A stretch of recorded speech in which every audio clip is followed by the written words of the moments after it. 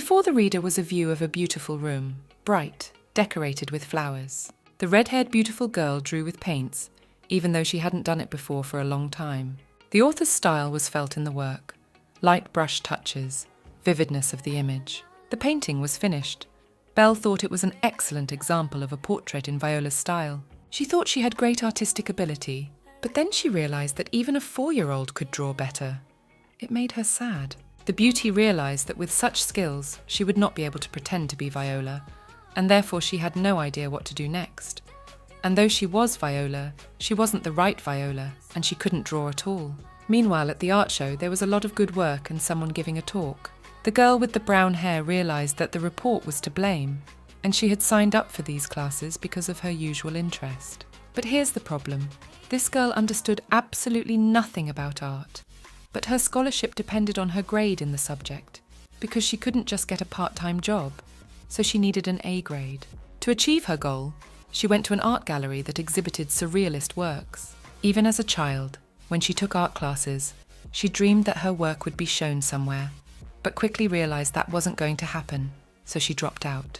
But looking at the paintings now, she realized that they didn't look that bad, but maybe that was because she wasn't good at drawing herself. What attracted her to this style was the fact that you can draw, for example, a pipe and say that it is not a pipe, as well as use some special technique, and the paintings are evaluated not only by the level of skill of the artist. The girl stared at one painting.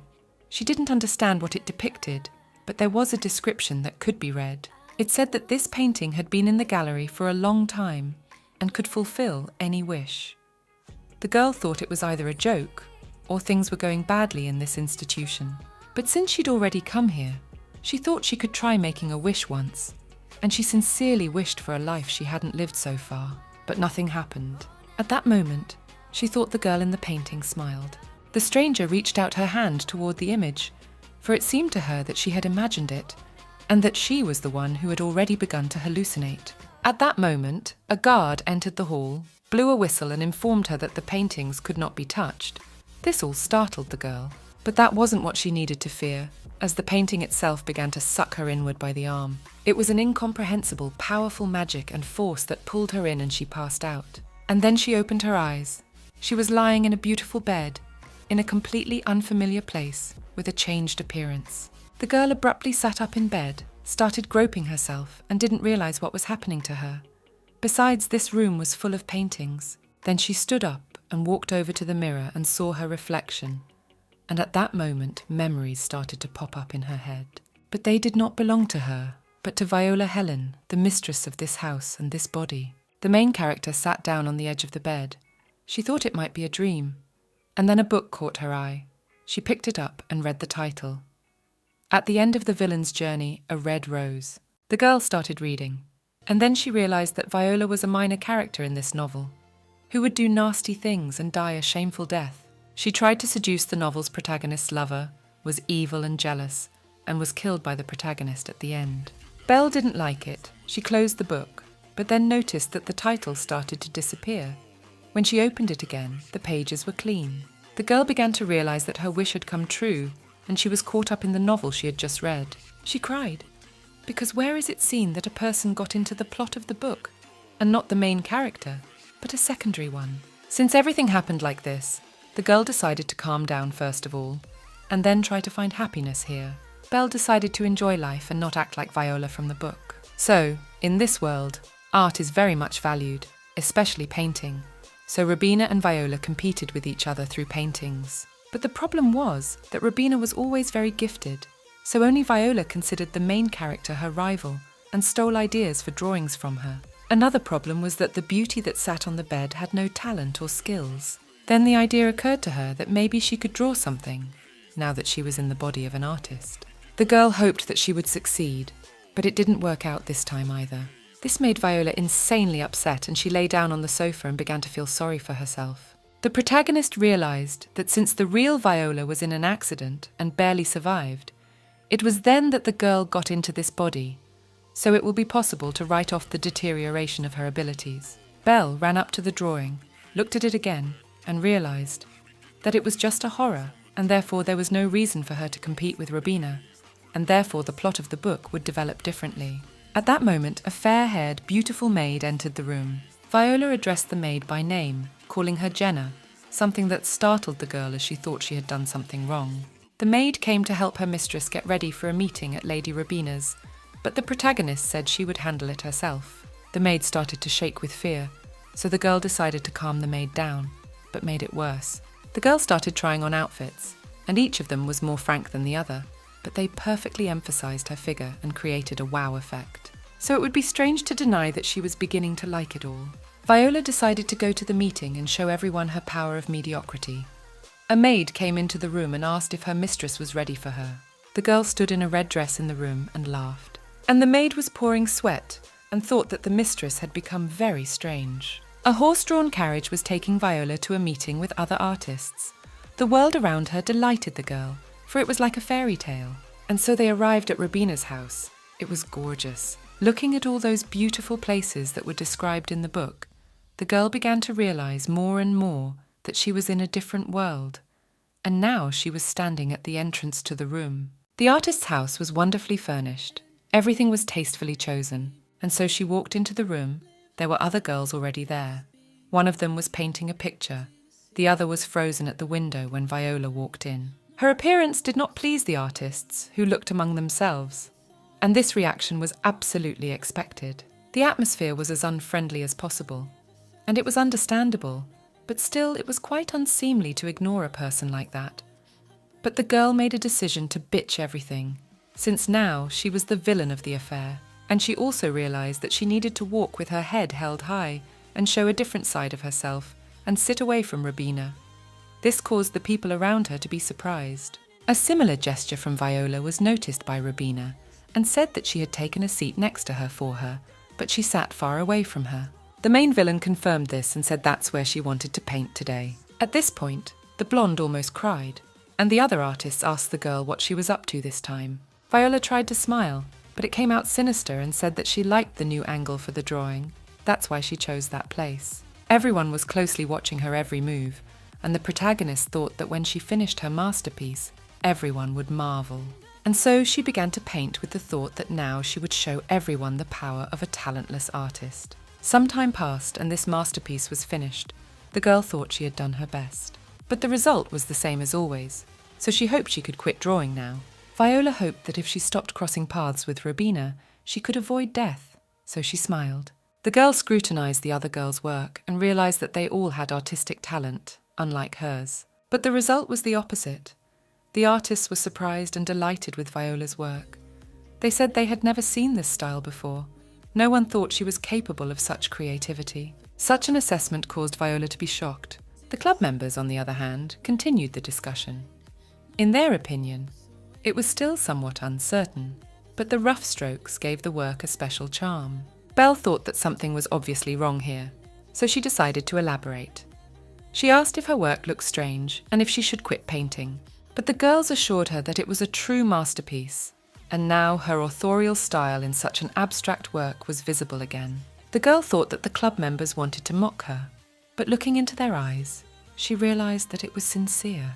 But nevertheless, Viola decided to shift the focus of the girls' attention and pointed to Rubina's painting and said that she had painted very close to the original. But her words had little effect. In fact, the girls started hugging Viola and saying that her picture should be seen by other people, as hiding such talent is a crime. At that moment, Rubina came over to Viola, put her hand on her shoulder, and told her that she held the same opinion. The blonde smiled gently and said that they needed to display the red-haired girl's painting so that other people could appreciate it. It seemed to Viola that even such ordinary words of her rival gave off a blinding light. It occurred to the girl that maybe in this world, people see everything from a different angle. The moment of tea drinking came, but Viola went deep into her thoughts, so she lost the thread of the conversation, and it was noticed by the interlocutors, so the girl asked not to pay attention to her and continue the conversation. And then one of them suggested that Viola was more interested in talking about men than paintings. At this point, the red-haired beauty decided to show off and said that she was popular with men, so she had something to say about them as well. But the girls remarked that they thought the men liked Lady Rubina better and looked at her. But the protagonist commented on this. She said that her popularity was before, and now she is no longer interested in men. After that, she sipped her tea. The girl, however, realized that if she didn't want to die, she shouldn't chase after someone else's. The girls did not understand their acquaintance. Did she not want to be in the company of men anymore? And then Viola noticed the strange facial expressions of the club members, and Robina's including. She didn't understand what it could mean. The girls turned the tables on the blonde. They asked if what was being said about her lately was true. Specifically, there was a rumor that Robina was betrothed to Duke Evan. Viola realized that the main male character was finally being discussed. He was Evan de Fellower. He had beautiful facial features and a noble article. The man belongs to a noble family of dukes, very caring and kind towards the main character, and without such a character, no romantic story is impossible. Viola hoped that Evan and Robina's pairing would work out well. And then she thought she could detect a note of envy slipping into her voice. The girls immediately whispered, and the red-haired beauty realized that she should have kept silent. Evening came, the tea party was over, and it was time to go home. Here, Viola was stopped by Robina. She wanted to talk to her about something without witnesses. The girl didn't understand what the blonde wanted to talk to her about. Robina looked at her companion strangely, embarrassed. She couldn't understand why her rival was almost crying. And the point was that the blonde didn't want an engagement to the Duke. Viola, on the other hand, didn't understand what was going on. How come her rival didn't want to be betrothed to the Duke? Robina was sure that in this marriage she would be lonely, and the Duke would not love her. As any touch, even now, he was unpleasant to him from her side. Besides, there were different rumours. And then it occurred to Viola that the girl did not want to marry the Duke because he was a castrato. Duke Evan was known to be a reserved man and did not know how to behave properly with the opposite sex. This may have been the reason for the rumours about him being a eunuch, or the fact that he likes men. Robina, meanwhile, said she didn't want to get married without love, so she didn't want to get engaged to Evan. And after that, she decided to resort to a primitive manipulation. Say, if we are friends, then could not the girl fulfill her request, and at the same time looked with such pure and honest eyes? And it was a forbidden technique because it was hard to say no when they look at you like that. But the next thing Viola didn't expect at all, Robina took her hands and asked her if she could seduce the Duke. This didn't please the red-haired beauty at all, so she said she couldn't do it.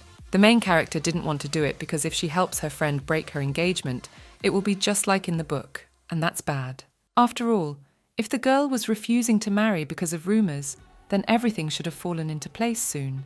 But then Robina snickered and said that she had no one else to ask for such a thing, and Viola herself felt uncomfortable about it. And then it occurred to the main character that if she honours this request, things might not end as badly as in the book. In general, they will not love each other, and the Duke with such external data could be a nude model. And if you think about it that way, making sure the engagement doesn't happen isn't that hard, all because the girl knew Evan's secret. Since there was only so much that needed to be done, Viola decided to agree, Robina glowing with joy at that. It should be noted that information about Duke Evan in high society appears very rarely. It is known that he does not like touching, does not talk to women, is tall, and has a cold, piercing gaze. And based on that alone, he could be described as a rather handsome young man. At this point, the girl thought that he might start emitting light too, since he is the main character. Then she would need sunglasses. Sitting at her desk as she wrote the letter, she thought that if her plan didn't fail, this man would be her perfect partner. Plus, judging by the public's reaction to her art today, in this world, she'll be able to draw and show her work to people. A few days later, she had a chance to realize what she had planned. On this day, one gallery in the city had their drawing circles paintings on display, and many people came to the show. But at the same time, it became her personal embarrassment day.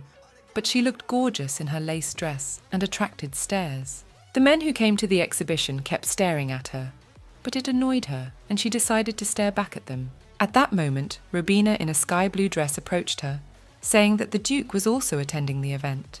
But the blonde had questions about Viola's outfit, and the blonde didn't understand what was wrong with her dress. And then it came to her that today wasn't as blatant as usual. But Viola was fine with it, for in her past world such open attire spoke of women's availability, or perhaps ancient professions. At that moment, the girl looked around, but she didn't see Evan in the crowd of other people, which was expected, since the book said he liked secluded, quiet places. And this place was the balcony. That's where the man was standing. So she didn't hesitate to follow there, and seeing the guy, asked him if he had looked at the paintings or not. The Duke heard her perfectly well, and even glanced at her, but he did not answer the question and turned away.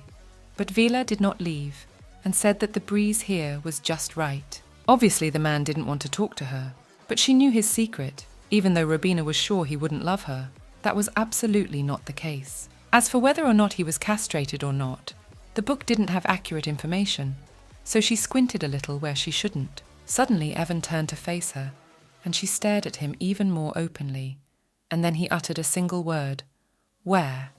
which brought the girl out of her staring state and made her flinch. And then he added and asked where she was looking so intently now. The girl clutched her head and started making excuses, saying she hadn't noticed that she was looking where she shouldn't. The boy's aura radiated anger and discontent. Robina was watching. The blonde peered out from behind the curtain. Evan thought she was crazy, and she had no choice but to go to extreme measures. Viola slowly began to approach the Duke, who had nowhere to run. She walked primly up to him, wrapped her long red hair around him, and asked if she could make him one suggestion. But he managed to get away from her. Then he asked what the offer was. The girl smiled and offered to help him. His expression was indescribable, and the tone with which he spoke her name was indescribable as well, for the man clearly didn't trust her.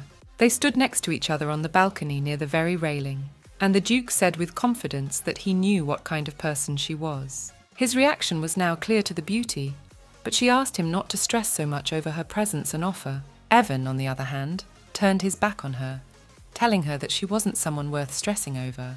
But Viola didn't give up, and asked if he wasn't curious about the help she was offering him. The answer was simple. He didn't need anyone's help. Then she came quite close to him and spoke in his ear that she knew his secret. Those words made him look directly at the girl and ask her what she meant. Now they looked at each other carefully. The man's reaction changed. He began to hesitate. The best part was that the Duke was now like a kitten that had sharpened its claws and was ready to fight back. Evan was insanely cute, so she didn't hold back and started moving closer and closer to him. It made him nervous. The Duke told her to stop and stay back. But who listened to him? That's right, no one. Viola provoked him. She said that if she took another step, the man would be right in front of her, and if she reached out her hand, she could feel his skin. Her actions made the Duke blush. At this point, Evan asked her to stop and looked very defenseless and horny. That was what she was seeking. So the girl asked the man about the fact that if she took one more step, his body would become very hot. The Duke didn't yet understand what was happening, and Viola smiled and repeated that she knew his secret. 181185. The fact is that in the Duke's family, the disease has been passed down from generation to generation. Touching women caused men's bodies to become very hot and confined them to bed. There was no cure for this disease. It disappeared on its own after the hero met his true love. Also, no one knew where the disease came from, as well as whether it is a curse or not. As Viola studied the novel, this moment seemed very romantic to her. This situation reminded her of other fairy tales she had read as a child, about a princess who is saved by a prince with his kiss of true love. Now on the balcony, the girl was playing that card. She once again asked the Duke if he needed help, because she knew how to get the desired result. It seemed to her that the man would accept her help, though now he was hesitant in his choice, for it was not an easy one. He had a sweetly belligerent look on his face at this point, and the girl asked him to stop looking at him like that. After all, she wasn't offering him help for free. But she doesn't need the money, but she would like to have him as a model for her paintings. In her fantasies, she painted a nude picture of him, but in reality, no matter how realistic it looked in her thoughts, in reality, the girl was not ready for it. Evan didn't trust her and asked if she was up to something, even though she was just trying to fulfill her role in the play. So he squinted his eyes and repeated that he had no idea what she was talking about.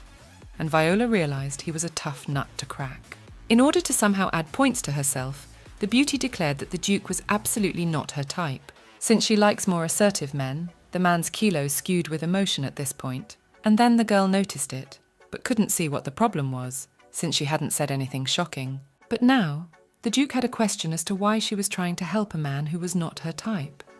Viola answered without hesitation that she was doing it for a quiet life. She said she always and everything repeated after Robina, but now she had made up her mind not to waste her precious life envying the good of others, so she would do things her own way. In addition, she realized that she is a valuable person, so she wants to help the lovers to be together, but not formally. but for real. To prove her words, the girl asked the man to look at her painting, as this masterpiece was no longer an imitation of Rubina's work, and they stared at her work. Viola, however, continued her entreaties, saying that it was an excellent proposal, since the Duke had already chosen Rubina for the engagement. It seemed to her that Evan realized that if he was around Rubina, the same love might develop between them. The man wanted to answer something, but Viola gestured for him to be quiet, turned around and said that she knew her friend was very sweet and beautiful, especially when she smiled.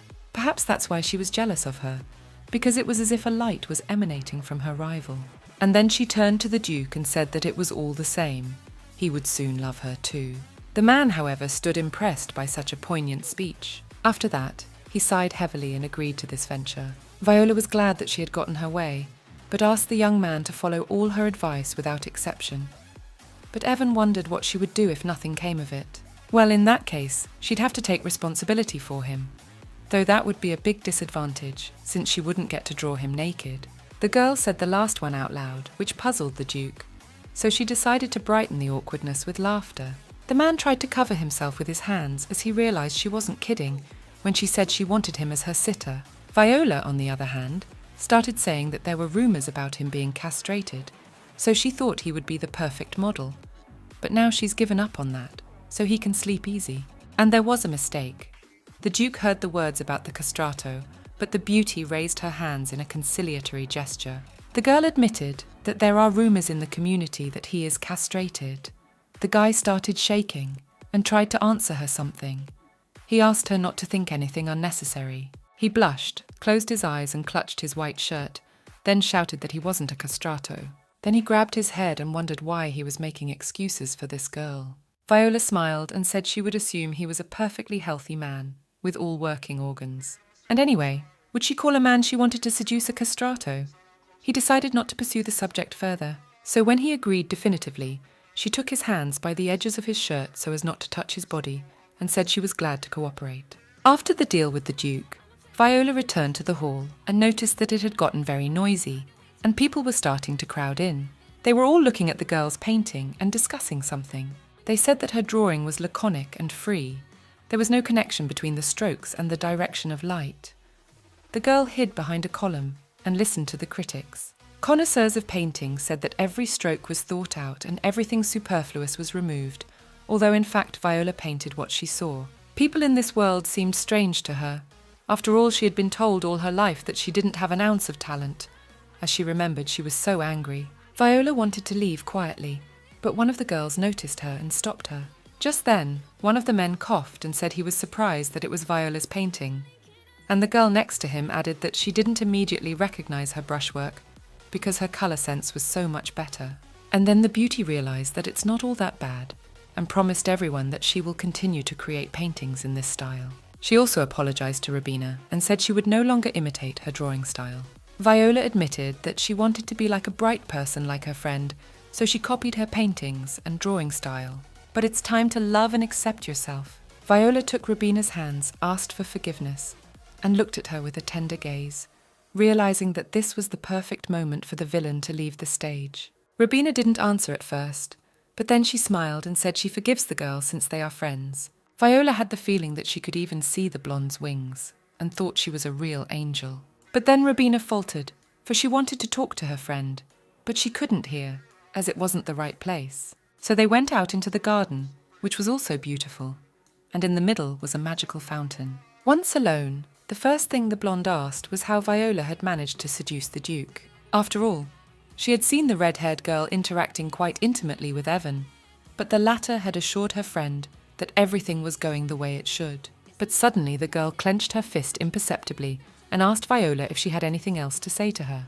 But the red-haired girl did not see the gesture, nor did she hear Rubina's last words, and the blonde just covered her eyes and decided to pretend she hadn't said or done anything. Afterward, she pulled herself together and smiled dazzlingly, saying she trusted her friend. But the moment the girls decided to return to the exhibition, a man ran up to Viola, grabbed her arm and asked her how long she was going to avoid him. It was a handsome, oriental-looking man who didn't understand what was going on with the girl lately, and why she was acting like this. His name was Theo Debbie France, and he was very angry right now. He was a supporting character in the novel and a close friend of Robina's, but why he behaved this way the girl did not understand. But besides all of that, he was the one Viola had managed to seduce. But now she realized that this man was too rough. He squeezed her hand, wouldn't let go, and demanded that the girl give her reasons for ignoring him. But she asked him to let go of her hand first. She was in pain, but Theo ignored her pleas and said he wouldn't let go until she gave at least one reason. It was starting to make the girl angry, because she was really hurting, and this man was acting like a real thug and a bore. But she had no choice but to say that she thought it was over between them. But Theo was clearly of a different opinion, judging by the reaction to such a response. He stood his ground and said that even if she had nothing to say, he had something to tell her. The man glared at Robina and motioned for her to leave, leaving them alone. The blonde didn't disagree with her friend and turned away, pretending she wasn't here. And Viola didn't understand how she could do such a thing in such a situation. But she not only turned away, but even left the garden. And the red-haired girl looked after her and thought that she should have stayed and reprimanded Theo, since they were friends. So since this was the case, she had no choice but to use the last method. It was a purely feminine ploy. Viola stepped with all her might on the man's foot with her heel. Theo pretended to be in a lot of pain and played up the tragedy.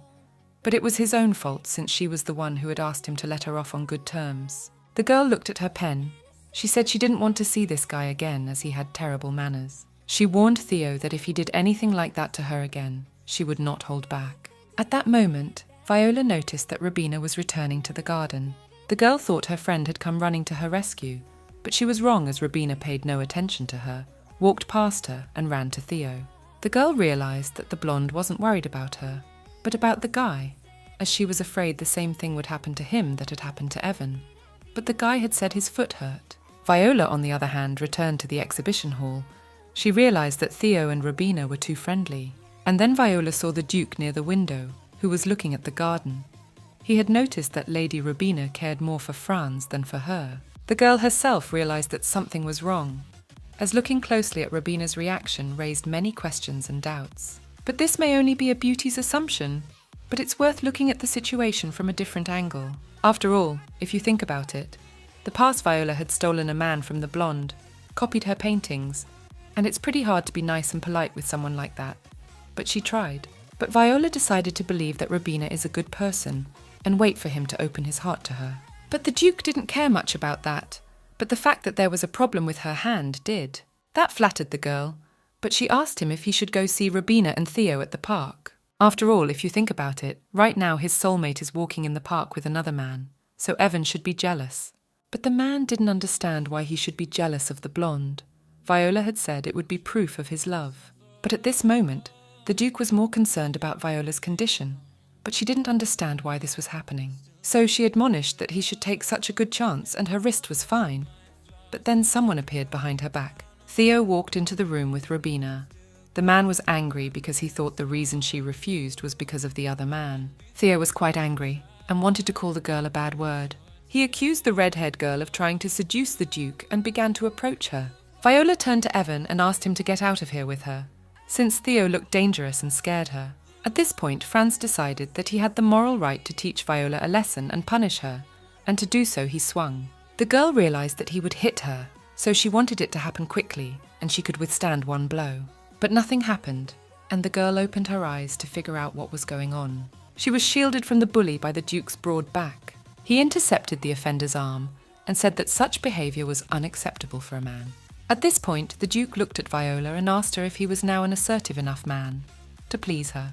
Now the Duke looked cool, and an energy inexpressible in words emanated from him. Viola realized that he wasn't talking about himself, but about Theo, who was not a man to her, but trash. But the swarthy guy growled angrily that Evan should stay out of it. But the Duke was of a different opinion. He didn't understand how a self-respecting man could stand by when someone raised his hand against a woman. After saying this, he shifted his gaze to Lady Robina and asked if he was right or wrong. The lady didn't know what to say, so she remained silent, and the Duke hoped his actions didn't make her uncomfortable. Robina, however, replied that Evan should have done that. Other visitors to the exhibit began to converge on the noise, which Theo didn't like. The blonde tried to be nice and even blushed as she thanked Duke and apologized to Viola for her friend's behavior. She reached out her hand to the man, but the man didn't like the gesture. and asked her to stop and not touch him. He started to leave with a quick step, but Viola stood in his way and he asked briskly to make way for him. But there was no reaction from the girl's side, so a collision could not be avoided. The girl covered her eyes and asked if the Duke was all right. He pressed her to the floor and their bodies made contact. Their position was defiant and quite provocative. The girl and the Duke fell to the floor after the collision, and the man was on top of the woman, and she did not realize what was happening now. Silence hung in the hallway. Only the strong beating of their hearts could be heard. Though the man looked like he was about to faint, he was more concerned with Viola's condition. The girl said she was fine and asked him to move away a little. The man was embarrassed and apologized for his behavior. The Duke stood up. This gave the girl a chance to get up as well. She noticed that she had bruised her wrist even more when she fell. At that moment, Robina came up to her and noticed that her friend had hurt her arm badly. But Viola began to deny it, that it was no big deal. The Duke behind her back looked unimpressed. But he wasn't looking out for himself now. He was looking out for her, and he said it couldn't be left like that. So he walked over to the girl, touched the edge of her glove and pulled it toward him, and led her on. And he did it in front of everyone, which caused a wave of discussion behind their backs. The girl had nothing to do but obediently follow the Duke in an unknown direction through the corridors of this estate. The man, however, was walking too fast, and the girl began to fail to keep up with him, so she asked him to wait. But the Duke ignored her request, and then he stopped, turned his head toward her, and she asked him what he was going to do now. But Evan pretended not to understand her, and that made the beauty angry, since now everyone around her would think she was a liar. The Duke assured her that he had no such intentions, but Viola was angry at the outcome of what had happened. She didn't understand why things had turned out the way they had, for even if he had needed to avoid Robin at that moment, but why what had happened had happened. Besides, he was taking her somewhere and they were alone, and everyone would think she was stealing her friend's man again. He didn't care about the gossip. The man took a handkerchief out of his pocket and began to apply it to the girl's wound, as he was concerned about the fact that she had hurt herself. Using his handkerchief, he bandaged her wound, which surprised the girl. The girl did not understand his act. After all, this wound could be easily cured at home, but the Duke mouthed that she was an artist, and the beauty began to realize why he did so. At this point, they started talking about Viola's painting, and Evan admitted that he thought it was terrible, which offended the girl. He thought so for a reason. The Duke said that this picture is as absurd as its creator, because the girl, although she decided to love herself, but does not care about her health and does not understand men at all. Viola wilted and asked him not to speak so frankly about her and her paintings from now on. But after a pause, Evan added that for some inexplicable reason, this is a picture you want to look at. The Duke reminded the girl that she was sure for some reason that everyone would think she was a liar, and she confirmed it, since earlier she had said that she would no longer copy Robina's style and paintings and steal men from her. But it looked quite the opposite. But Evan said it was nothing since he wasn't Robina's man. After all, he hadn't chosen a Vesta yet, and had no idea where such rumours came from in society. Viola, however, contradicted him, saying that he was going to marry her friend anyway. The man did not deny it. At this point, he smiled and said he wasn't married. Back at home, Viola lay on her bed and thought. She suddenly realised very clearly that Evan was not a castrato. On the contrary, he seems more like a gentle and loving man. At this point, her musing was interrupted by a knock on the door. She allowed entry. Her maid came into the room and brought water for washing and a clean towel.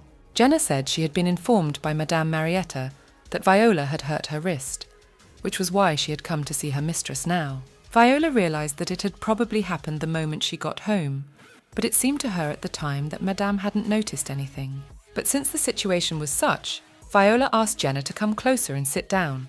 The maid came over and knelt in front of her. This made Viola a little tense, as she had not at all expected the maid to kneel down in front of her and start making excuses and apologising. The girl realised that the maid was afraid of her, so she decided to remedy the situation. To do this, she approached the frightened girl and told her that she didn't need to kneel down for no good reason. Besides, she wanted the maid to sit next to her on the bed. She also asked the maid to stop asking for forgiveness through word of mouth, as it wasn't her fault that she had hurt her hand. All of Mistress's instructions and wishes pleased the girl, and she said she understood and thanked her for everything. She then sat down on the bed next to her mistress and began to treat her wound. Everything went on as usual. Viola did not attend the art club for a long time, for obvious reasons. The first cause was her arm. It was badly swollen and prevented her from using her hand freely.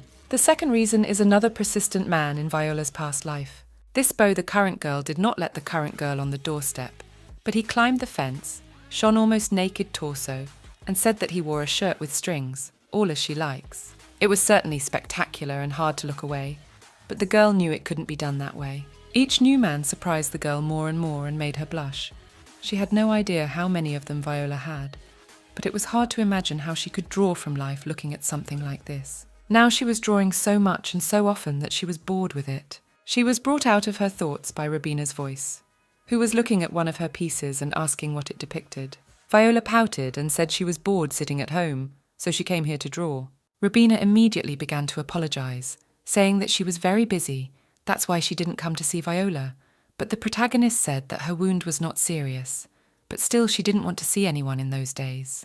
Viola asked her friend what she was doing, and Rubina replied that she had been invited to teach fine arts at the academy. This news pleased Viola, as she thought it would be perfect for her. But the blonde was more interested in what was going on between Viola and the Duke. The girl was once again at the centre of rumours, and once again had to try on the role of the villainess. But it was her friend's request as a knicker after all. But, after the Duke's words, she began to doubt, and asked her friend if she had really arranged an engagement with Evan. The blonde replied that she probably was. This made Viola suspicious, as she realised that her friend might be hiding something important from her. So she decided to get the truth, and reported that the Duke told her personally that there was no engagement. This surprised Rubina, but she started to say that she thought they were engaged. But in fact it turns out they're not actually engaged, and Viola herself helped her with that. In addition, the Duke was the first to decide to cancel all the arrangements he had with the girl's family. And maybe it was a good thing that it had worked out that way. But Rubina wondered how Viola had managed to get Evan's heart. Soon, Rubina changed the subject and said that the academy director wanted to meet with her. It turned out that the principal liked the painting in the exhibition, so the woman wanted to offer Viola to teach at the academy too. After saying that, the girl got ready to leave, saying that they would see each other at the academy meeting. Viola was shocked as she thought she was a bad teacher. 160438. But as luck would have it, Viola went to the academy to meet with the principal. And then there was another encounter. The girl ran into her father, who asked where she was going. The man was a little nervous for some reason, even though she said she was going to meet with the academy director. The girl suggested that her dad's surprise is that she has stopped bringing home boyfriends and has taken up painting exclusively. The man's face still showed no emotion, but he began to answer her at least one-word answers. So Viola arrived at the academy and walked into the academy principal's office. The principal looked excited as she was looking forward to this meeting, so she immediately got up from the table and started walking towards the girl. She was quite close by now and shook hands with the beautiful woman. But Viola did not come empty-handed. She brought her paintings with her so that the director could evaluate them. And only then, the girl was ready to give an answer to the job offer. Taking out all the works, the girl said that they were very different from most. But that was the reason why she was invited to teach at the academy. And all would have been fine. But here Viola was not ready to teach students, especially with conventional methods. But this only further strengthened the director's opinion that he had made the right choice. And so the audience at the art academy came to an end. The principal was as friendly as possible, explained all about the learning process, and allowed us to look around the neighbourhood. And then she saw a couple. It was Rubina and the guy who had come to see her, sitting on the fence and about to undress right there. They were hugging each other now. Rubina's hand rested on his chest, and he said he had done exactly as she had told him. But there were no significant changes, so the couple was puzzled. It was about some girl who had become very strange lately. But since he failed to do any of the necessary things, he won't get a reward from Rubina this time. The blonde, on the other hand, acted completely different, and spoke too.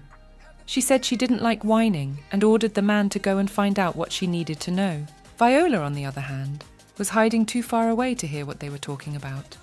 But the whole situation was very ambiguous. It hadn't occurred to her that this girl was in the academy park and had another angelic friend. At that moment, the protagonist realised that all that kindness and politeness on the blonde's part was a sham.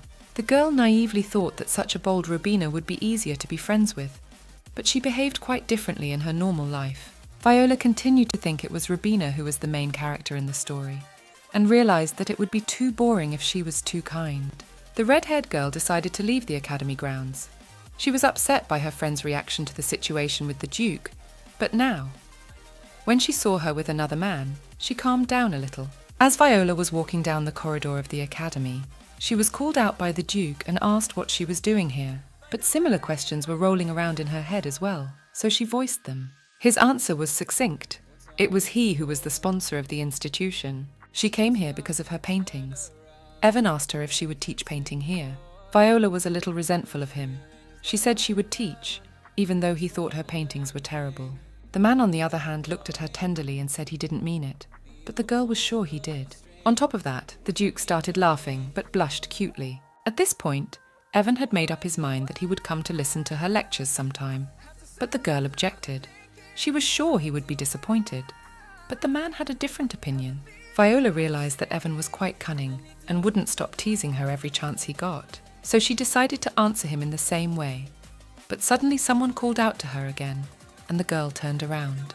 It was that guy again, the one who was ready to get things off his chest, and he was the one who was asking her what she was doing at the academy. He started pestering her again, saying that he had asked her to meet him so many times, and she had turned him down. But the girl was already annoyed, and said that it was because he was wearing the wrong clothes. This guy assumed she was fed up, and she said that yes, she doesn't like men who look at other women. The man was literally shaking by now. He clenched his fists and screamed that the girl couldn't do this to him. After all, he had given her everything he had. The boy wanted to touch the girl, but his hand was stopped by the Duke, who hugged her and said that she didn't understand anything about men. And Evan decided to dot the I's and T's. He hugged the girl even tighter and said that from now on they were dating. So he asked this guy not to seek any more meetings with his lady of the heart. Several days had passed since that moment. Viola came to work at the academy and did not understand the logic of the Duke's actions. She didn't see him after that incident, because after the hug, he collapsed and spent several days in a fever. Viola was very worried, but knew she needed to pull herself together. After all, she was at work, not on a walk. But she had other things to worry about at the moment. Not a single student showed up for her class. The auditorium was empty. The girl was walking down the corridor of the academy and realized that there was something wrong with the lecture, and it was most likely faked. Here she came across an office that was very crowded with students. There were even a few standing near the door that didn't have enough room inside. She herself was curious as to who was teaching the class and peeked into the office like the other girls. Expectedly, it was a lecture by Lady Rubina, who harmonized with the interior of the study and explained the material lucidly. The reason for this hype was because Rubina was good at drawing. But not only that. And to confirm her hunch, Viola decided to ask one of the female students why she was standing here, since there were no seats in the office. It's simple. It was an open class, because the instructor said she wanted everyone to understand what her classes represented. And this is where it got really messy, as Viola suggested this type of class to the principal, since Rubina found out about it and what she was doing now. And then the girl remembered that the headmistress was acting a little strange and said that no one had ever conducted such lessons before at the academy. So she got suspicious, and the girl decided to go to the principal's office and explain everything. But the supervisor had no idea that Rubina was now holding an open class, or pretended not to know. But her friend right now was holding an open class that she was going to teach. The principal thought that such a coincidence really looked strange. But the woman admitted that Rubina had visited her earlier, and they had talked about the lessons Viola had offered to teach. Viola realized that there was definitely no mistake in all of this, so she gathered her things and walked down the hallway at a brisk pace. The girl gathered her things and was about to go home, but then she looked out the window. It was the window to Rubina's office, and the girls met each other's gazes. At that moment, Viola had the feeling that her friend was just waiting for this, as she immediately smiled at her and waved. The protagonist realized that her girlfriend was showing her superiority in this way. It was hard to deny that everything done was intentional and Rubina's doing. The problem was also that even if she went to find out, Rubina would pretend she didn't know anything, apologize and cry, and she would gain notoriety again. Viola was pained at the thought of being betrayed by her friend, for even after seeing her true face, the girl had ignored it, and the one who had driven a knife into her back. But since the blonde is doing this to her in this way, and she already has a bad reputation, so she decided to act too. Viola decided to show her strength, and that you shouldn't touch crazy people. though the girl was determined to teach her rival a lesson. But now she had another problem, a future lesson. She had no idea what she could do to get the students' attention. Suddenly, the girl discovered the personal diary of the former heroine of the novel. So in search of useful information, she decided to read it. From the beginning, it was about Robin, which suggests that the girls have been good friends in the past. But the longer she read this diary, she believed her eyes less and less. The information in the diary was different and very different from the plot of the novel she had read before. So the gist of it is that it started out pretty positive. She loved drawing a lot, her parents were supportive and praised her, saying she had talent. In everything, the girl was helped by her friend Rabina, and praised her work and proved to be a great friend. But after a while, strange and incomprehensible events began to happen. Men were the first to start paying attention to her. Each new suitor showed Viola inexplicable care and attention. The girl assumed she deserved the extra attention by being friends with Rabina. That wasn't the only problem. She found her drawing style quite interesting. But Rabina told her that her style looked ugly and taught the girl to use her own when drawing. The more Viola used her friend's painting technique, the more her paintings began to resemble Rabina's. Then it turned out that all the men who were courting Viola turned out to be her friend's men, and gave the impression to the people around her that she had stolen each of them. In time, it was Rabina who offered to teach Viola how to paint from nudes when she became more confident with the brush. But one day the girl met a man. This young man, unlike the others, didn't like touching at all and kept quite reserved. It was then that she realized that she no longer cared what others would say about her, as there was someone who believed her no matter what she said. It was the first time Viola had ever felt such excitement in her life. But the man said he had a lover, so Viola decided to wish him happiness, while suggesting that this stranger could be Rabina. It was then that Viola wished for the first time in her life that her friend would disappear. It happened that picturing the couple, Evan and Rabina, happily walking to the wedding, Viola's heart hurt. On that note, the current Viola finished reading the journal. In order to gather her thoughts, she began to breathe deeply and reflect. But even after that, she realized she couldn't forgive her friend. The next day came and a new working day at the academy began. Evan was the only one who came to Viola's class, and he didn't expect to see such a picture. Therefore, the man assumed that Viola was holding one-on-one sessions. But it wasn't, and it seemed to the girl that he was mocking her, for no one showed up for class. But suddenly a new idea came into her head. But to realize it, the girl asked the Duke for help, and he agreed. At this point, Evan noticed the painting, but he thought the students were supposed to be painting in class. But it was an unfinished work, and only the first step. The continuation was supposed to happen in class. Something was happening in the square. People began to talk as they noticed Lady Viola doing something strange. One of the girls said Viola wasn't some kind of peddler, so they didn't understand why she was looking for a place there. But having found a place, the artist began to paint, or rather paint over the finished work with black paint, which surprised the townspeople. The girls came closer. One of them said that no one had signed up for Lady Viola's lessons, and the other suggested that she wanted to organise an exhibition, but this painting was not suitable for that. They thought that the girl wanted to draw attention to herself. That's why it's hard to call it a picture. At that moment, the black-haired girl noticed the Duke beside Viola. The watchers couldn't figure out what Duke Evan was doing here. They assumed Viola had seduced him like the others before. At this point, Viola looked at her assistant herself. He looked sexy, even with the colouring, and she thought she was the one infatuated with him, not him with her.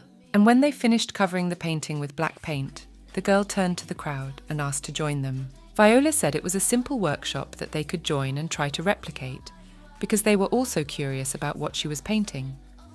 But the female observers didn't understand what they could draw on a ruined painting.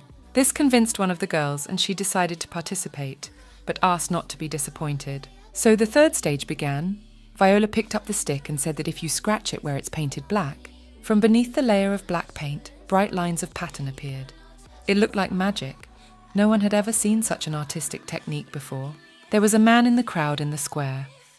He said that although he didn't understand anything about art, but this painting was unique and looked masterpiece.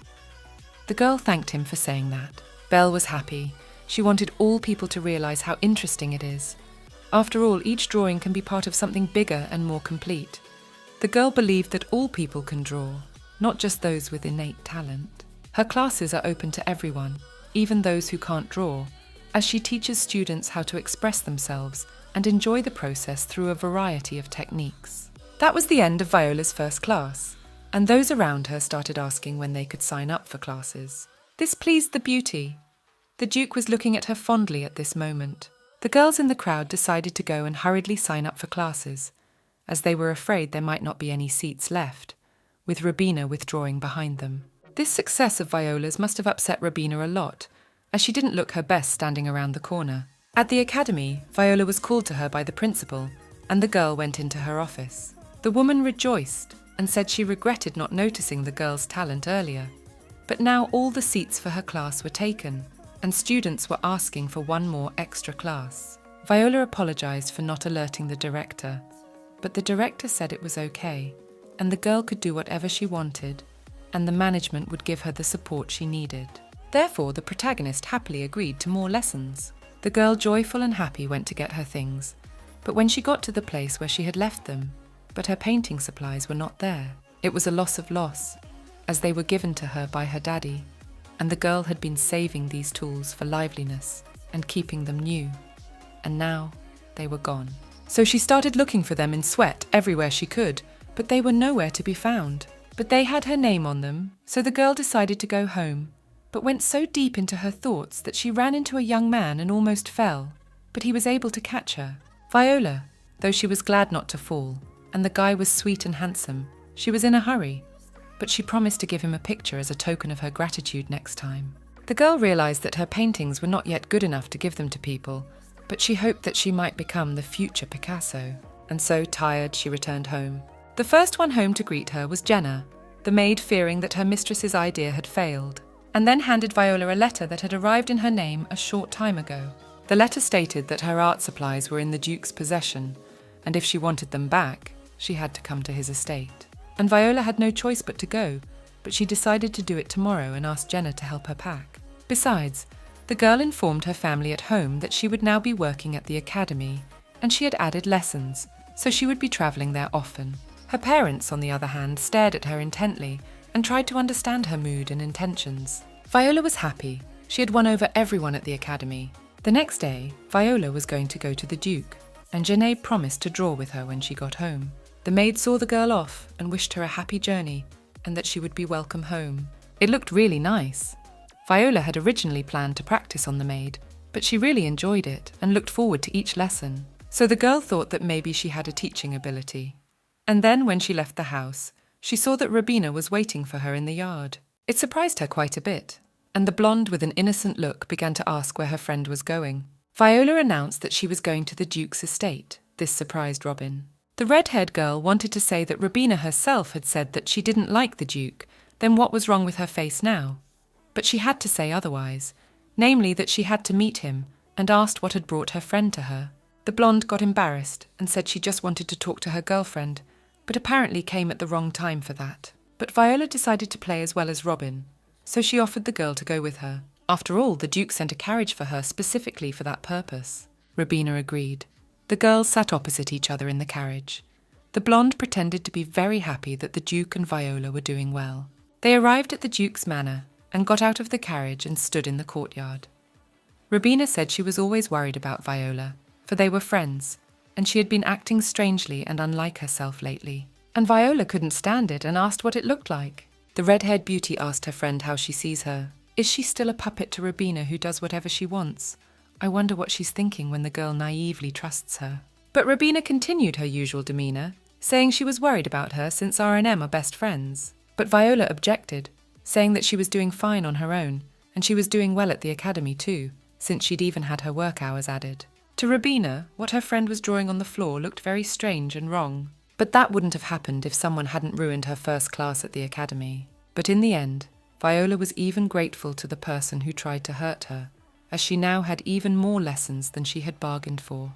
Rubina, on the other hand, didn't believe it.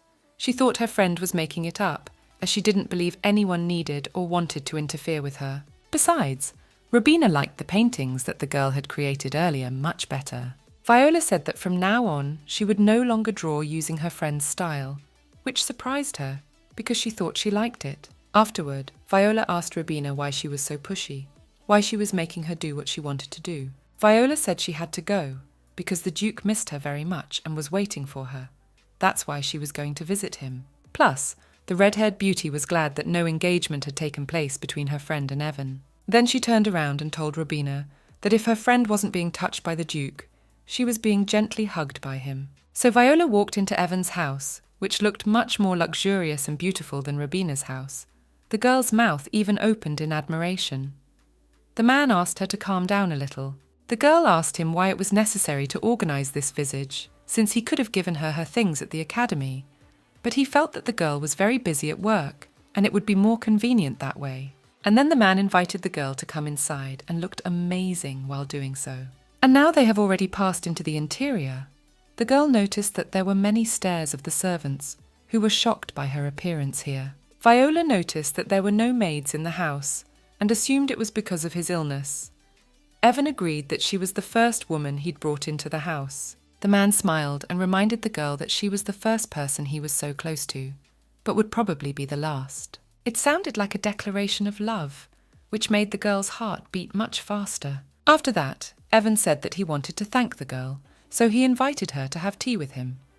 And so they sat in the room, and behind the Duke's back hung the picture from the lesson they had made together.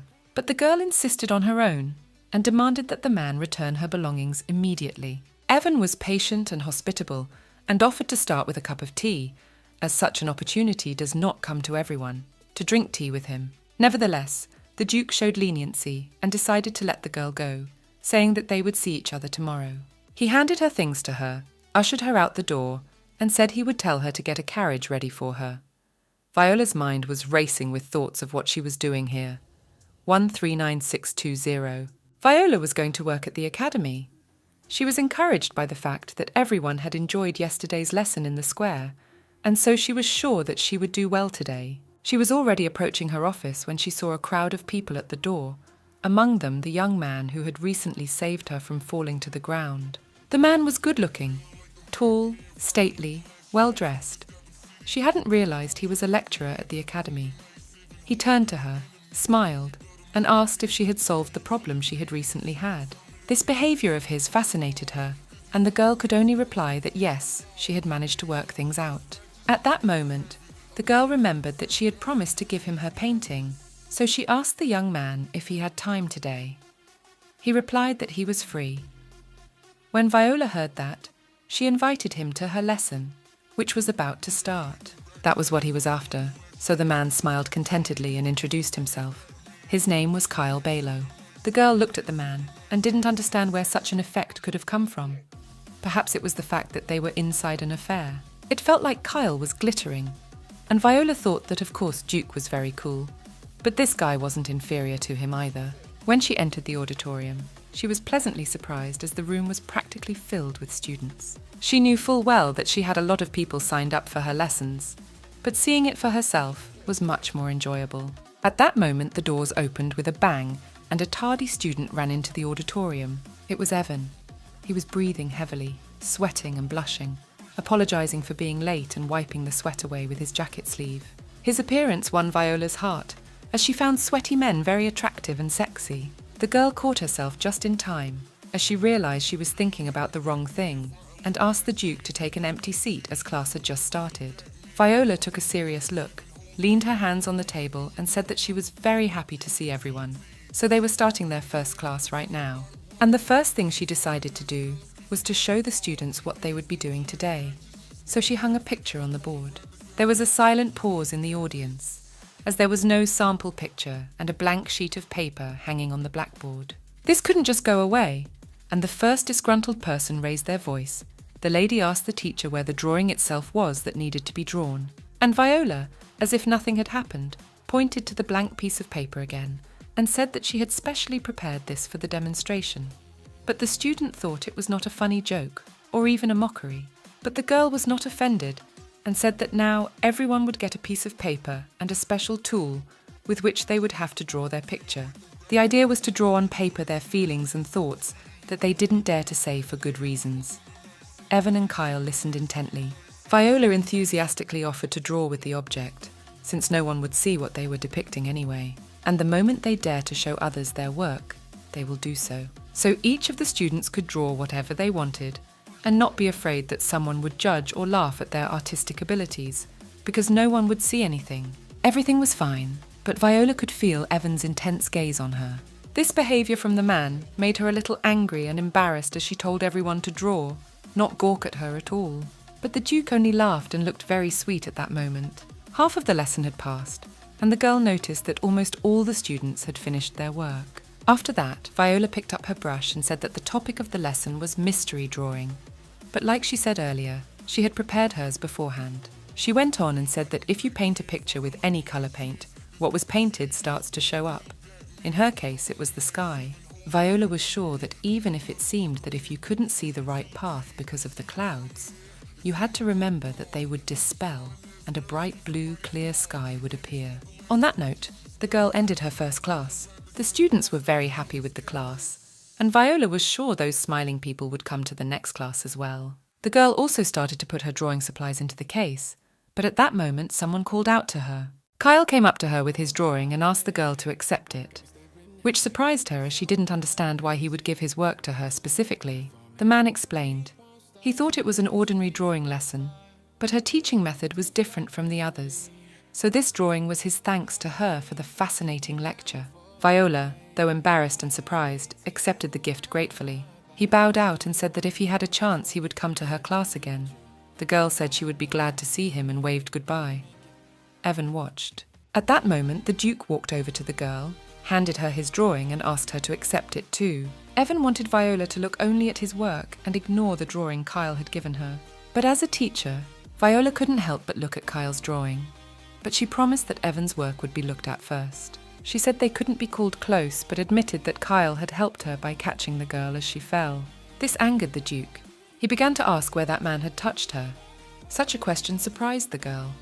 She explained that by the waist, not by the neck. It looked like he was jealous. Em here was the girl at home and was going to see what the Duke had drawn, since he was so insistent on it. So she did a colour fill of the Duke's painting and saw the blue sky and the girl. Then she realised that the Duke was trying to paint her.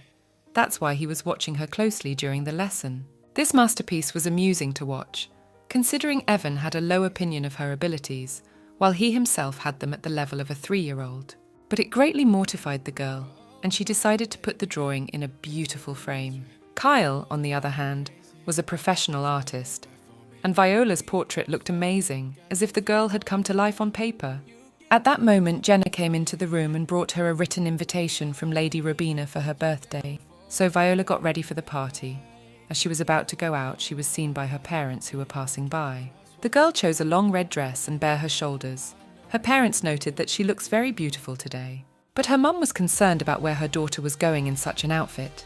The girl replied that she was going to a place where she had no right to lose. At this point, her father spoke up. He understood that if that was her goal, then she needed to be helped into it. So he pulled out a jewellery box that belonged to his wife. The father gave his daughter a dainty pendant, as he thought her outfit looked incomplete without this piece of jewellery, and his girl should win wherever she goes. Viola was grateful, for the pendant and earrings had belonged to her mother, and her father had given them to her with unwavering confidence. At Robina's house, Viola was immediately met by the Duke. He noted that the dress and jewellery suits her very well. The girl thanked him for the compliment, but then asked what he was doing at Robina's birthday party. Viola, on the other hand, thought it was wrong and not customary to attend the parties of people you hadn't married. But Evan assured her that he hadn't come here for the blonde. Then he said he came here for her and began to slowly remove his jacket. After that, he gently slipped it over the girl's shoulders, saying that her outfit on display was much prettier and he liked it better. After all, she was beautiful, and it was not necessary to flaunt her body for that. And the girl was embarrassed. She realised that if he kept acting like this, she might fall in love with him. At that moment, the girl heard her friend's voice saying that she was glad to see her. Viola realised she couldn't give in to Robina, so she said she was glad to be here too. The people around continued to talk. They realised that the rumours were true and noticed the Duke's jacket on Viola's shoulders. Robina, like a true lady, thanked them for coming, but then, as if by the way, asked what kind of clothes her friend was wearing. Viola decided to annoy her friend and told her in confidence that Evan didn't like it when other men looked at her bare shoulders, so he gave her his jacket. The girl counted everything. She realised that after those words her friend couldn't control her facial expression and other emotions. So it was at this point that she handed the blonde her gift, saying that she wasn't sure if she would like it or not. The The crowd was buzzing again. Everyone knew that every year Viola gave her friend paintings, but they didn't understand what the point of these gifts were if they were only copies of the birthday girl herself. Rubina, however, had nowhere to go, so she smiled as always and accepted the gift. Viola stood back contentedly, for she was curious to see how her friend would behave when she saw what she had drawn. After all, it was an unusual painting technique. The painting depicted a gardenia tree done in mosaic style. Then she added that she always thought those white flowers looked like Rubina, which is why she was giving her this one-of-a-kind painting. The essence of this plant is simple. With its aroma, it attracts a large number of insects and causes rapid wilting of the flower. This plant has a beautiful flowering appearance, but when it wilts, it becomes horrible. Rubina, on the other hand, held up the painting and asked whether or not Viola would return to her previous style of painting. She grabbed her friend by the shoulders afterward and started asking her why she's only been drawing pictures like this lately. Viola, on the other hand, confirmed that she will no longer be painting in Rubina's style, as her art has become too distant for her. But her friend insisted that she wants to see her former work. Viola, on the other hand, didn't understand why Rubina insisted that she continue copying her. The people gathered also thought it was rather strange. It's especially baffling when you consider that she was accused of plagiarism the whole time, while Rubina pretended not to realize anything about it. At that moment, Viola had made up her mind and said out loud that she would no longer shadow her friend, and then decided to promote her classes, telling them that if they signed up, their work could never be repeated or copied, that she would teach them new drawing techniques. After that, she turned around and started to leave the hall, saying that she and Rubina would meet at the academy tomorrow. Following her, the Duke also came out, who was following her movements with an unreadable expression on his face, and even blushed at this. After the party, Viola visited the largest art shop in town and bought the necessary materials for lessons. Besides, she was downtown now and decided to check out the other stores as well. But someone touched her shoulder from behind. That someone turned out to be Kyle, who sort of happened to meet her. The man said he paints from time to time, which is why he decided to stop by the store and buy some things he needed to do so. At that moment, he asked her if she was going to the academy or not as a carriage appeared behind him, and the girl accepted his offer to give her a ride, but she wondered why he went to her lessons, since he was a great painter himself. The man admitted that he attends her classes to see her one extra time. Kyle added that he'd fallen in love with her gentle image when he'd first seen her behind the lectern in the auditorium, and couldn't help it. This struck Viola, since there didn't seem to be anything in the book about the villain having an affair with a handsome man like Kyle. Now the protagonist was glad that the author had condescended to her and prescribed love with this man. So the carriage brought the heroes to the academy. Kyle gave the girl his hand so she could step out of the carriage more carefully. Thus they sewed out of the carriage and stood beside the carriage. The man continued to hold her hand. Viola thanked him for giving her a ride and for helping her out, and then the Duke began to approach them. Evan's facial expression initially expressed displeasure, but then he smiled and started introducing himself to Kyle.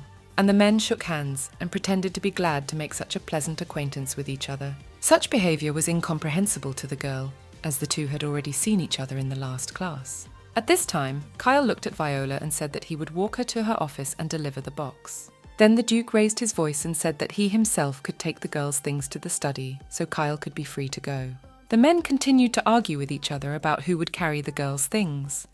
The girl stood back and began to get angry with them. So she shouted that she would carry her own things to the office and they should stop arguing and follow her, since class was about to start. So, the theme of this lesson was marbling, which is a painting technique that mimics marble. This is a special technique of drawing in which you need to add a drop of oil paint to water, and then on top of it, you had to put a piece of paper, which will display just the drawing. And some students, who were the first to finish their works, saw that after the manipulations, their patterns on the paper looked like real marble. Viola concluded from the students' reactions that all the students were very happy with their results and the girl's lesson. The girl hoped Evan had gotten something nice and concise this time too, but as soon as she looked at Duke, she knew something was going to be wrong. And then she saw his work, and it was something awful. His painting wasn't pretty, and the girl realized he was even more talentless than she thought. Duke said that the drawing depicted his emotions, and the girl realized that her student was angry. Evan sighed and asked Violetta to be careful, but the girl didn't understand what he meant. The Duke explained that all the men who courted Viola were as strange as possible. Viola thought that the Duke should also beware, but she couldn't say it out loud and kept silent. The man thought that she was too naive, so he says all this because he cares about her, because all men are wolves, except him. And the girl realized that she was the most dangerous one here, as she had made many attempts to make the Duke pose in nude style. To improve the man's mood, she offered to draw a picture as a reward for his efforts in this class. And so Viola drew him a mini picture, showed it to the Duke. The man was embarrassed, as he hadn't expected to see such a thing. The girl drew a cute and sweet heart with red paint and presented it to Evan. The man accepted the gift and looked at it carefully and intently. There was silence, and Viola didn't know what he thought. Evan blushed, covered part of his face with his hand, and said he would think on her suggestion in a positive way. The girl realized that the man took her drawing as a declaration of love, so she asked the young man to look at the other students' work before leaving. After that, the girl took her place behind the pulpit and informed everyone that this was the end of the lesson and everyone could go home. She asked that their drawings be left on their desks to dry so that the students could continue to create new masterpieces for next time. Viola noticed that everyone had done very well out of the task today, and then she noticed Kyle's work. The young man drew a beautiful landscape instead of completing a clear lesson activity. Looking at it, she didn't understand why he would attend her lessons. The man recognized that the technique taught by the girl was interesting and quite curious. But Viola was interested in how he was able to paint such a masterpiece with a minimal amount of colors. But he said nothing on the subject, and asked her to teach the marble technique that was being dismantled in this class. Viola mentally asked him to open his eyes and take a good look at his work, as the scenery was magnificent. She felt at this moment like an amateur who was trying to teach something to a real master. At this time, Duke watched the scene sitting in his seat. He saw Viola hand Kyle a sheet with a heart drawn on it, just like his. And now the Duke was about to leave the auditorium, but he looked at the other tables. On each of them was a sheet with a red heart on it. Viola realized that the man had finally understood what the heart meant, but remembering his words made the girl's heart beat harder. And this statement of the Duke was pleasant to the girl. She would not mind to become his lover, but realized that to heal him can obviously not she. Meanwhile, Viola was about to go home, but she was met at the entrance to the academy by Kyle, who was waiting for her. They walked together, but the girl wished the Duke was here to tease him a little, but he left first. The man noted that each lesson of the girl is very interesting, unusual and creative. He wondered who helps her to come up with such things. She said her first thought was how easy it was to draw a picture. Such an answer seemed very difficult to the man, and from the bushes the Duke was watching them. Viola smiled and said she wished everyone, even the untalented, could try to draw something. And then she heard the Duke's voice. The girl didn't expect him to be here, so she stumbled a little and started to fall. Tacky Viola couldn't resist and fell, but even now she didn't feel the pain of the fall and didn't understand why it was happening. At that moment, Viola realized she was lying on top of the Duke, who gave no sign of life. The man was unconscious, and it was difficult to determine whether he was breathing or not. This situation frightened the girl. Kyle said he would go and get someone to help since Viola was okay. The girl realized that the moment she was falling, the Duke had protected her with his body, hence why she was more hurt. Viola cried as she looked at her savior. The girl sat beside the young man, crying and begging him to wake up quickly. Tears were already streaming down her cheeks. She didn't understand why the Duke wasn't coming to his senses. She promised that she wouldn't make fun of him anymore, and that she wouldn't call him a castrato, even if he was. The girl also promised to overlook his defects, if such even existed. And if she can't do that, she'll take full responsibility for him, just as long as he wakes up soon. The girl was even more worried, as she said quite a few strange things, and no one came to their aid. So she decided to personally go and call someone for help.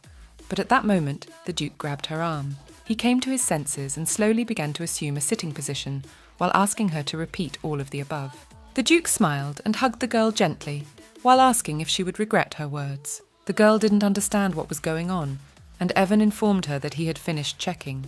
The other question was what he was checking. He wouldn't let her go, saying she was causing him too much trouble of various kinds. Then he gawked at her and told her he was far from impotent. Now recovering from the shock, Viola began to get angry as she thought he was hurt because of her and in death. After that, the girl had a desire to beat him, and very hard. But the man muttered that something strange was happening now. He was curious whether she noticed it or not. Viola thought he was implying that he wasn't dead, so she offered to kill him if that's what he wanted. But no, the point was, The Duke had been hugging her for several minutes now, and then the girl realized that he really hugged her and at the same time did not faint, but smiled sweetly, which means that his lovesickness has passed, but how it could happen she did not understand. And Evan hugged the girl even tighter and said that now he definitely couldn't live without her. Nevertheless, they somehow made it to the hospital wing of the academy and sat side by side in one of the hospital beds. At that moment, Robina came running into the hospital wing and entered the room, asking how Viola was feeling. The girl said she was fine.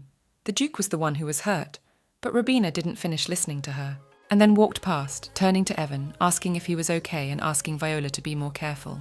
Viola, on the other hand, was curious to see how far Robina could go in her pretense. But the Duke was in no hurry to answer the blonde, and asked Viola to come over to him. But closer to him stood Robina, and she decided to reach out and help the Duke, but he calmly stopped her with one sentence. He asked if the lady was not familiar with the rules of etiquette. The man said he did not allow her to touch him because he was angry because of her attitude towards Viola. The blonde pulled her hand away and said she was just trying to help him. The situation was getting more and more interesting. Robina used her last weapon, tears. Viola smiled. She knew very well that it would not work on the young man, for the Duke did not like weak and timid women. The girl approached her friend and told her that if she thought the Duke would come back to her, he wouldn't, and also added that while before all her men returned after meeting Viola again to Robina, now it's different. So Viola walked past Robina and approached the Duke. The girl placed her hand on the Duke's chest and offered to leave the hospital wing. They embraced, or rather Viola began to support the Duke as they walked towards the door. The girl thought that if they were characters in a fairy tale, Evan was the enchanted princess, and she was the prince who would break the spell. And Robina would definitely be a nobody in this tale. So Evan and Viola left the infirmary and called the carriage. The Duke went home, and the girl waved and wished him a happy journey. She was standing in the academy courtyard. Then Kyle called out to her. Viola had completely forgotten about him, and now he was apologizing for grabbing her arm a little earlier. Viola, on the other hand, said it was no big deal. Anyone could get confused in a situation like this. The girl recognized that if all people were like the Duke, she would look at all people, as she did at him. Kyle asked the girl if she had feelings for Duke. The girl said yes, as the man couldn't do without her. But Kyle decided not to back down and asked what if he was suddenly better than Duke in every aspect. But Viola interrupted him and said that the various criteria were not important to her. For if he had tried to save her, her heart might have trembled then, but it did not. She believed that fortunate timing mattered a lot in this life. He missed his lucky moment, so they aren't destined to be together, though too bad for her. After the whole story, Viola got sick and spent a few days at home in bed. It was not the first time her body reacted in this way to stressful situations. So to get fit, she decided to do some physical training. After all, in her real world, she was a university student and was in the sports department. But her workout was interrupted by Jenna, who asked her to come with her immediately. The girl didn't like it, as she wasn't done yet, but the maid pulled her along, as the matter was very important and urgent. Jenna began to quickly do her mistress's makeup, as she was practicing and didn't look her best. Viola didn't understand what was going on. Viola thought that she didn't have to do her makeup at home, and then the maid realised that she had forgotten to explain to her mistress what was going on. Jenna reported that Duke Evan had come to visit them. Viola asked why he'd done it. At last, Viola was made up and dressed by the maid, so the girl went into the living room. Her mother and the Duke were already waiting for her appearance. But even in a nice dress and with makeup, the girl didn't look happy and questioned what Duke Evan was doing in their house. Viola's mum admitted that she personally invited him to visit them while putting a cup of tea on the table. The woman said, as if nothing had happened, that she had heard that the Duke had saved her daughter and that they were lovers. But the man corrected her, saying that they were just getting to know each other. The woman smiled and said that the rumours turned out not to be rumours, but Viola's father was silent for now. Viola's parents said their daughter is different from other people. Now they noticed that things had improved a bit, but previously no one could stop her, and she liked very specific things. They said that the Duke himself was aware of this. Evan didn't deny that he had heard about their daughter either, as there wasn't a single person in town who hadn't heard of her. And then it came to the girl that her parents were hurling insults at her right in her presence. In addition, the girl's father confessed that he had secretly dealt with all those men who hovered around his little girl.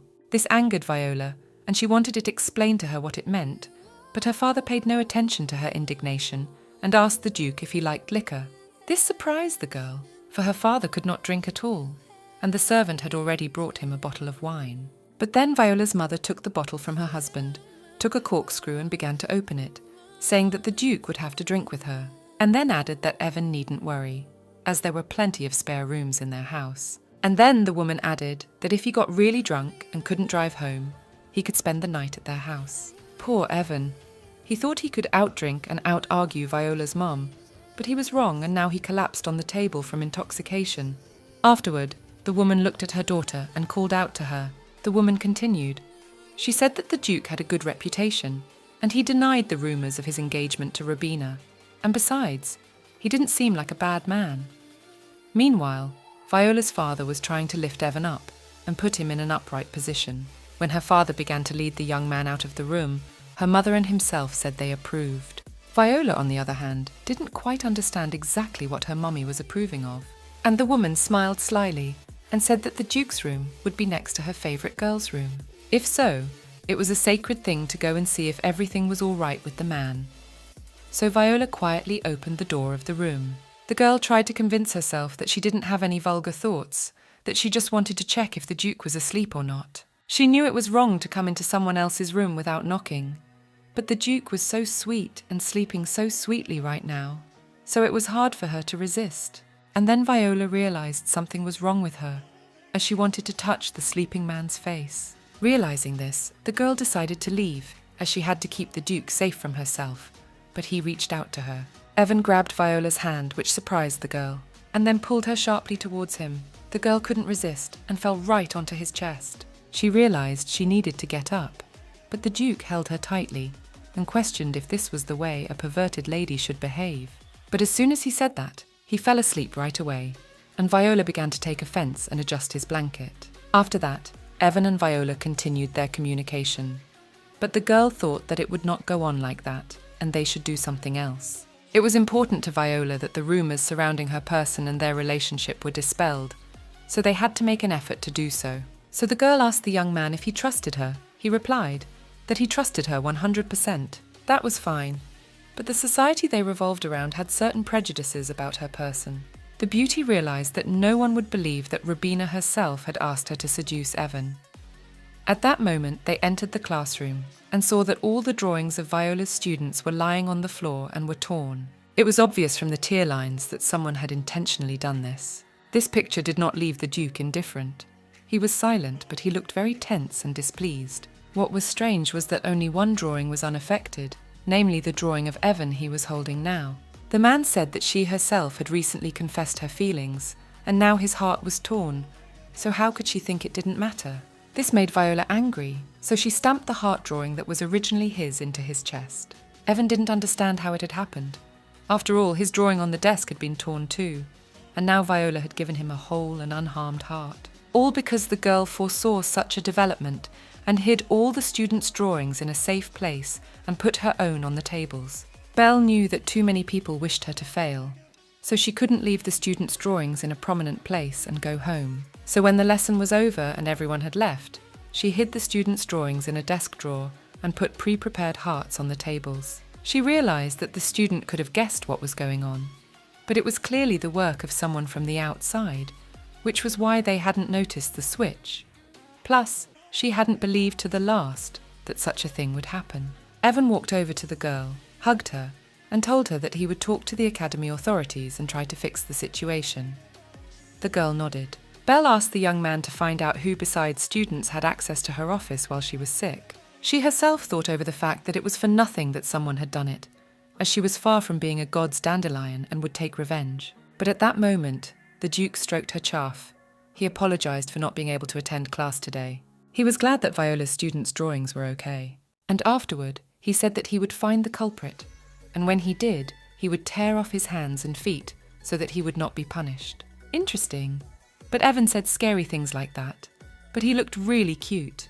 And the Duke took his drawing and held it to his chest and went about his business. At that moment, Viola realised that she had to make him her man despite all the rumours about her. So it was lesson time. She handed out their drawings to everyone and told them that this work would be a continuation of last week's work. Everyone was drawing, and the lesson was coming to an end. During this time, Viola made sure that there was no criminal among the students. None of them were surprised to see that they had been given whole drawings, and everyone was focused on their new assignment. But there was one student who didn't show up for class, and that was Sir Kyle. There were two possibilities as to why he didn't come. One, he was embarrassed to see her, and two, he was somehow involved in the mayhem in the auditorium. She hoped that neither Robin nor Kyle had torn up the drawings. She realised that she didn't want these people who were so dear to her to fall so low, or Robina would switch places with her. But she was determined to reclaim everything Robina had taken from her. The class was over. The students began to go home. Viola only had to clean up the classroom, and then she could leave. And just at that moment, Duke Evan appeared, who was sure he had found the culprit of the incident. He was out of breath, and the girl could not believe that he had managed to find the culprit so quickly. But he assured her that it was nothing to him. Such a man he was. Here they came to the principal's office, and the Duke continued to bother the girl, though she did not speak of it. There waiting for them were two strange men in long black cloaks who bowed to the Duke and Viola.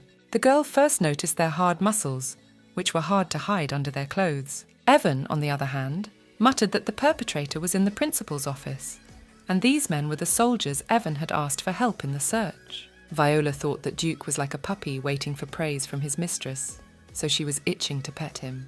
But she held back and said that Evan would get the praise, but only after she talked to the perpetrator and asked him not to enter the office, no matter what strange noises he would hear. So Viola walked into the principal's office. The principal herself was sitting at the desk, and the culprit was a girl, possibly one of Robina's fans, 107440. The criminal did not hide her feelings, so she said loud and clear that she hated Viola. And all because Lady Robina cried because of her, and the girl did not pay attention to it and continued to teach drawing lessons. Such statements, unfortunately, Viola was not surprised by.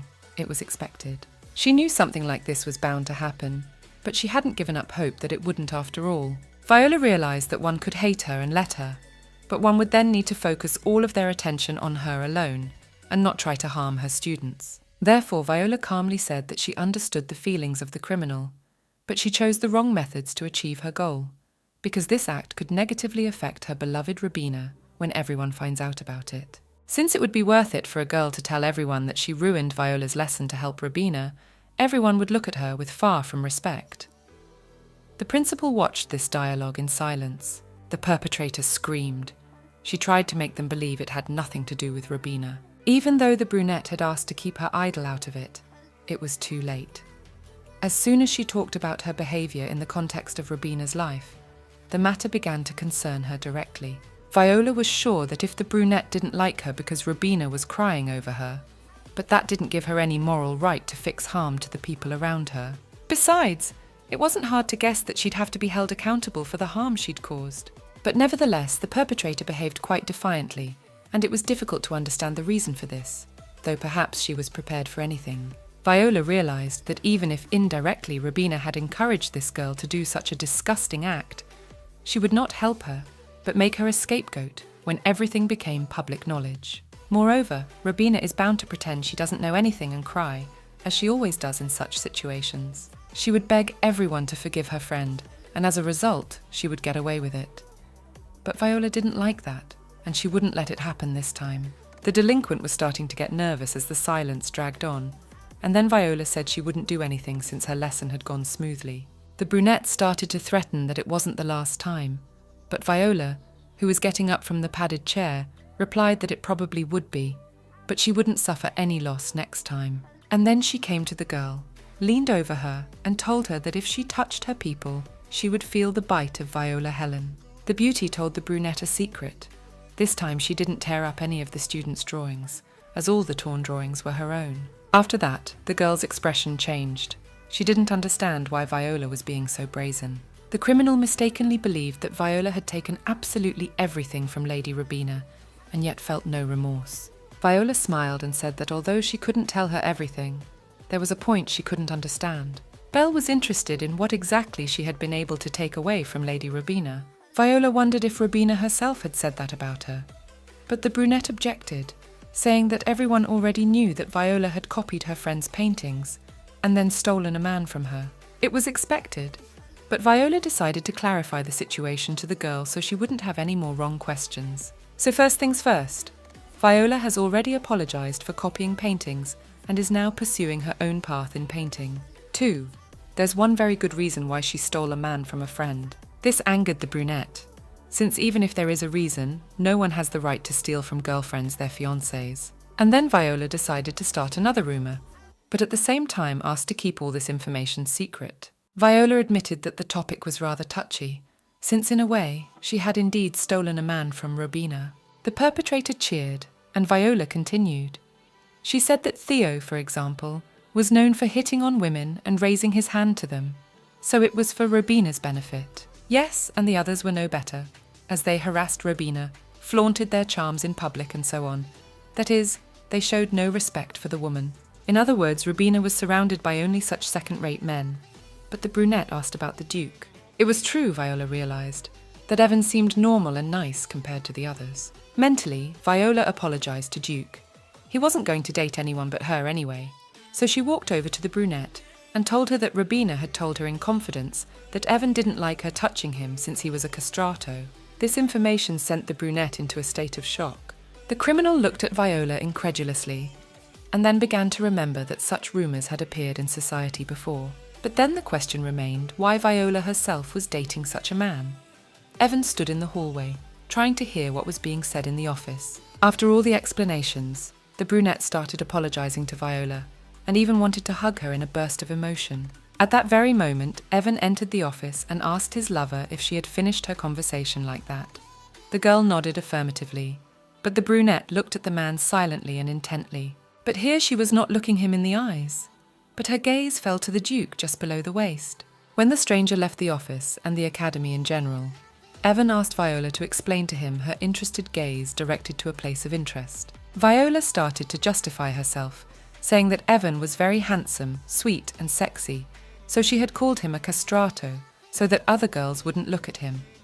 The man smiled and said that since it was her fault that he had become a castrate for the whole society, she would have to take all the responsibility. Strangely, the Duke even looked happy while doing so, which made the girl nervous and slightly worried. Viola reminded him that everyone would call him a castrato, but the man didn't really care since she knew the truth. But the problem was that the girl herself couldn't be sure that her boyfriend wasn't castrated, since she hadn't checked it out. But she noted aloud that many people would now feel sorry for him and look at him with sympathy. But it didn't matter to the Duke, as he had made the decision to marry her anyway. And then everyone would know he wasn't castrated, and now other girls wouldn't hit on him, and she wouldn't have to be so wary and tense. Besides, he could think of only one Viola both day and night. It was a real temptation for Viola.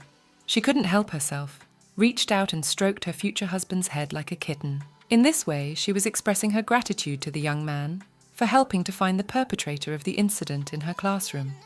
And she was also saying thank you to him for showing her understanding. Evan further puzzled Viola as he asked if that was her answer to him. The man hugged her and asked her to give him some more praise, as he had made a lot of effort, even calling the guards to find the criminal, so he didn't get enough of the praise she gave him. The girl thought of various obscenities, as she was already ready for such things, but decided to clarify what exactly the Duke wanted. Evan noticed the look on her face but didn't comment, and asked only to stroke his head some more. This came as a shock to the girl, as she had expected more, and here only a pat on the head came. She was insanely sorry, and the Duke couldn't contain his emotions, so he turned away and laughed. With a laugh, he asked his bride-to-be and wife what she had hoped for at this delicate moment. And then he called her a lady pervert, which not that it offended, but it didn't please the girl.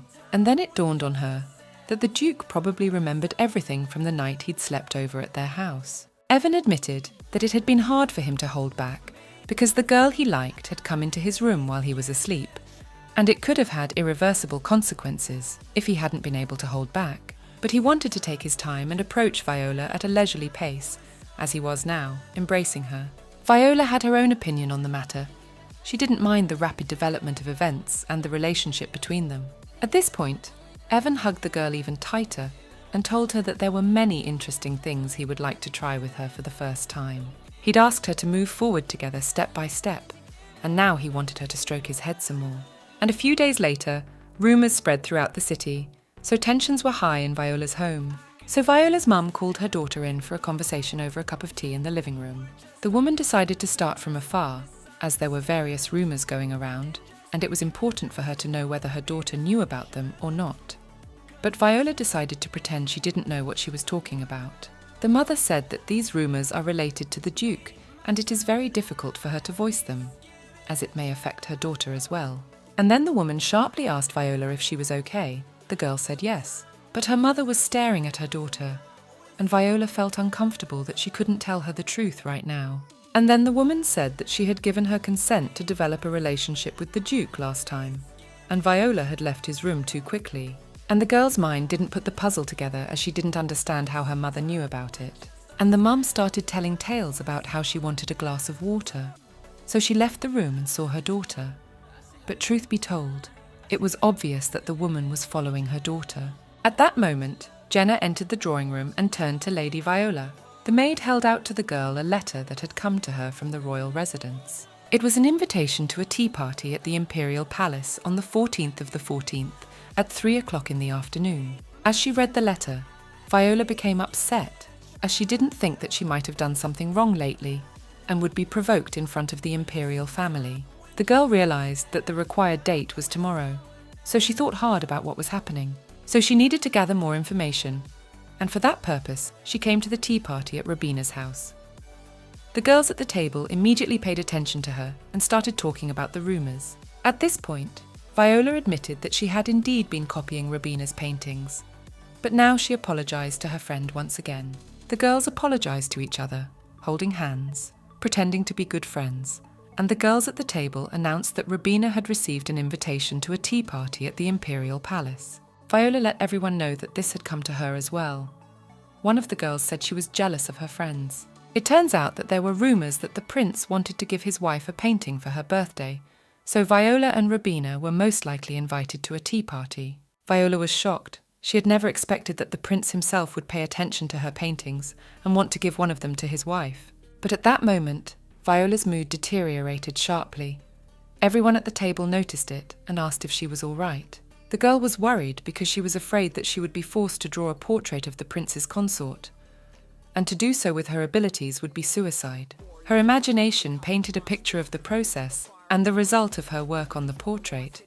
Even there, the woman in the picture looked like a monster, not the beautiful wife of a prince. She supposed that for such an insult to the royal family, she might even be executed, which she would very much not want.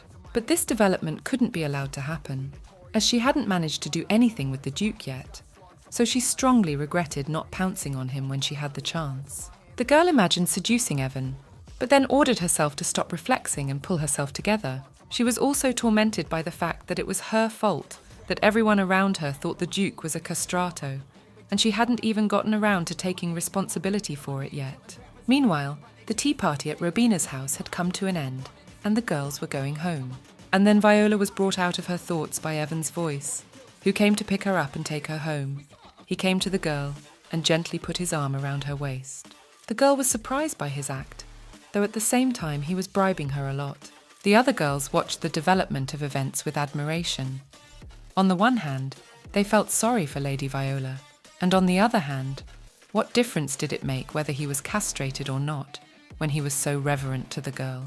And Viola only smiled and said she had to go and promised Robina to see her the next day at the prince's reception. And already the man and the girl got into the carriage, and the horses trotted off, carrying them away from all rumours and gazes. They rode in silence.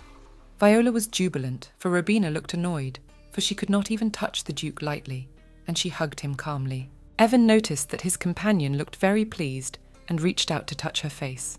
And that was until Viola remembered reality and the visit to the palace. It seemed to the man that he was the reason for the sudden deterioration of her mood, as the girl changed in her face and became sad. But it wasn't. But the girl couldn't clearly articulate what was bothering her. She looked at him seriously and asked him what would happen if she suddenly disappeared. The Duke didn't understand the question, so he asked her again. The man didn't even consider the possibility of her disappearance, hugged her, and said she couldn't disappear. And then he kissed her hand gently, telling her that he would always be by her side, and even if she tried to disappear, he would always know where she was. Viola was impressed, as the man's eloquence was getting better by the day. After that, she became embarrassed and tried to deal with the feelings she had in her heart. The girl realized that she was highly agitated, so she needed to pull herself together and take a sedative at home. Viola slapped her cheeks to regain her composure and realized she'd overdone it. The Duke watched her carefully. He thought she liked that sort of thing. The girl didn't understand what he meant. Then Evan added that if she didn't like that sort of thing, she shouldn't slap herself. After all, Viola belongs to him as of late. It seemed to the girl that at this moment, the man was unusually cute, so she was willing for him to take her right now, and without abandon. She had it written all over her face, namely that she wanted to go to his house. So he called her a pervert without hesitation. The girl didn't understand why he kept repeating it, even when she wasn't doing anything. The man noticed that she was breathing heavily and assumed she was thinking about something oddly obscene as usual. A new day came, and at the appointed time, Viola arrived at the Imperial Palace for tea with the prince. Rubina also arrived at the palace. The girls were escorted into the drawing room by the prince's servant. Viola couldn't remember what she was thinking all the way to the castle. While she didn't look her best because of her excitement, Rubina was calm and beautiful. And so they came, and a servant opened before them the doors to a splendid hall, where the prince was already waiting for them. Viola was amazed, as all the gatherings and tea parties she had attended before did not compare to this one. Everything was very beautifully decorated, and at the head of the long one sat the crown prince and waited for the artists. As soon as the girls saw him, they bowed in curtsy and politely introduced themselves, greeting the prince. The man was polite too, and said he too was happy to welcome them into his home. He then asked his guests to sit down at the table as there was no truth in his feet. But then, Viola noticed that there were 3 chairs at the table, not 2, so she politely asked the crown prince about it. The man replied that he had already heard about their talents, but it wasn't enough to invite them to the palace. The prince had invited them for a cup of tea this afternoon, and his brother had been very complimentary of the girls' talents. Meanwhile, Sir Kyle came into the drawing room, so Sir Kyle turned out to be the crown prince's brother. Viola had noticed his unusual appearance, but she hadn't expected it to turn out like this. Now she realized what advantage he'd been talking about last time. Turns out it was ancestry. This was a surprise not only to Viola, but also to Rubina, who couldn't control the expression on her face. Now everyone was assembled and took their seats at the table and could talk business. The reason for the invitation was about to be voiced by the heir to the throne. The reason was simple. The prince wished to give a birthday present to his wife. He did not deny that his younger brother was not lacking in artistic talent, but this time he wanted to give the woman he loved a painting by a different author. Viola considered such requests exploitation of labour, but she prayed now that the prince would ask them to paint anything but a portrait of his wife. The girl repeated like a mantra the words that it was not a portrait and a miracle happened.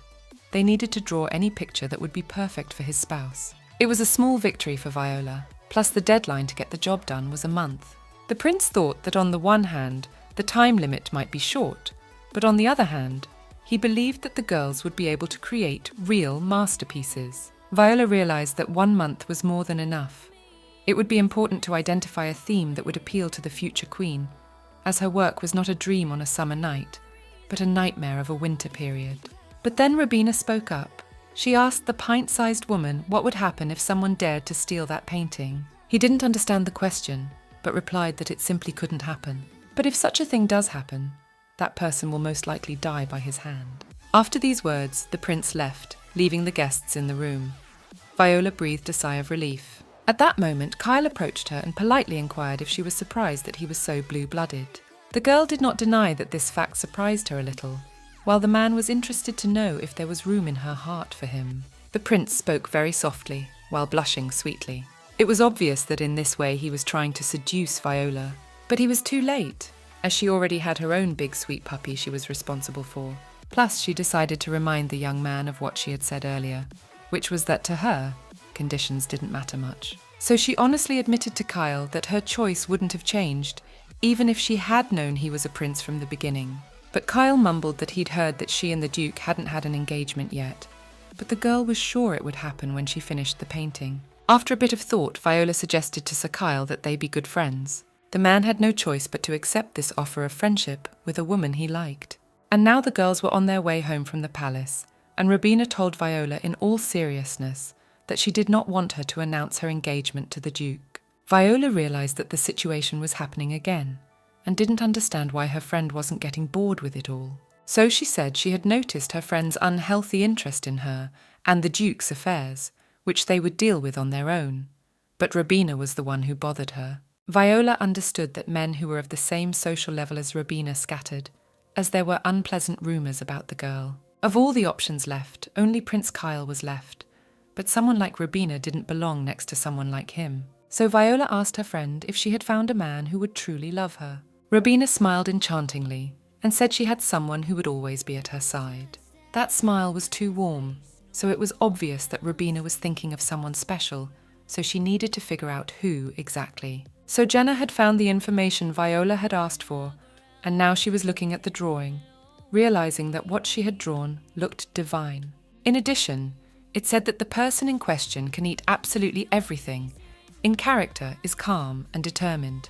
But what's most interesting are the human interests, the nude drawings. So Viola went to the city on business and met a duke she never expected to meet. The man did not leave her a step away from her, as he had missed her very much during these days that they had not seen each other. The girl admitted that she missed her too, but she had to get to one place today, and it was important. But the Duke decided that since this was the case, he would go with her to that special place to spend time with her. The girl tried to dissuade him, because she realized that Evan would regret the decision, but the Duke insisted. He was curious where they were going, and Viola said it was to broaden their horizons. This was partly due to a painting for the prince's wife, so the occasion for visiting an exhibition of nude paintings was legalized, although it did not excite the Duke. The Duke expressed almost no emotion, which alarmed the girl, and she began to argue that she had no ulterior motives and that she needed to go to this exhibition for research. Evan realized that she wanted him as a model for such paintings. The girl was a little embarrassed, but admitted that yes, she had had that thought. Duke realized that he had begun to be sexually attracted to Viola from the beginning, but she tried to justify herself by saying that she was thinking about art. The man decided to cover himself with his hands, but Viola was already looking at the paintings and doing so with great pleasure. The paintings were skillfully done, and therefore delighted the visitors, at least those like Viola. At that moment, Evan reached out to her and mouthed that if she kept this up, to see, albeit in pictures, other men in negligee would be very unpleasant to him. So he gently covered her eyes with his palm. The gesture angered Viola, and she demanded that the Duke remove his hand, but he was adamant about it too, and was not going to indulge her this time. The girl even got angry, as she claimed that she could and needed it, and in general, if he was jealous, let him be her nude model. She needed to examine these paintings in order to paint her own, for in all of Viola's works, the lower part of the sitters had never been finished, and it was rumoured that the prince's wife did not like the nude figures of men painted by foreign authors. So now Viola needed to figure out what kind of painting the woman wanted. Evan didn't understand his lover's desire, but if she wanted to see everything so badly... Viola interrupted him and said that she needed it all for business, not for nothing. So he gave in and said that if that's the way it is, he'd be willing to model for her just to get out of here. Viola accepted the Duke's offer, but in addition bargained herself 5 minutes to look at the paintings on display for completeness of research. She looked at all the paintings by foreign masters and understood a little of what the princess felt when she looked at them. The exposed charms of women's and men's bodies were undeniably beautiful, but they expressed more the beauty of the model's body itself, rather than the energy of the person on them. But the 5 minutes the Duke was giving the girl to look at the exhibit was over, and he began to lead her out of the building. But Viola didn't want to leave, and look at the paintings a little longer, but Evan didn't ask her. At this point, Viola threw the organizer of the exhibition a purse, and asked him to send her these paintings home. So she asked the man for a favour, and he said she could count on him. In this way, Viola acquired several paintings of obscene content and was very happy about it. And then the girl noticed a man sitting on a chair near one of the canvases. She was afraid he wouldn't come, but he was here. Noticing that Viola was paying attention to the other man, the Duke covered her with himself and began to stare intently at his rival, which didn't please the girl from the word at all, but Evan wanted the girl to look only at him. The next day Viola came to the academy for a new lesson, and today they were supposed to be doing decals. She showed the students a picture of a flower that looked quite symmetrical, but she was going to add something else to it. She decided to put a leaf print on this symmetrical flower, and when she put some leaves on the flower, the symmetry was broken and it was uncomfortable to look at, as it was more beautiful with full symmetry. But Viola had her own opinion about it. She thought that even not perfect works are beautiful and attractive in their imperfection. It is the same in life when a person occupies himself with something he does not like. Very often people put aside their desires and aspirations in an attempt to please those they love. But the most important thing, according to Viola, was to pay attention to one's strengths, not one's weaknesses. Using the example of her drawing, she argued that naturalness makes both the work and the people themselves more colourful, and for this, it is not necessary to follow the standards invented by someone else. This speech of her favourite made the Duke smile. Kyle was also thoughtful, and the girl was already asking the students what figure they could draw without a template. After all, this way everyone can create a painting in their own style. Wouldn't they all be interested to see the result? She wondered. And at that moment, the Duke's hand raised and turned to Viola. She was startled, as she didn't expect him to fail at simply squeezing paint onto a piece of paper.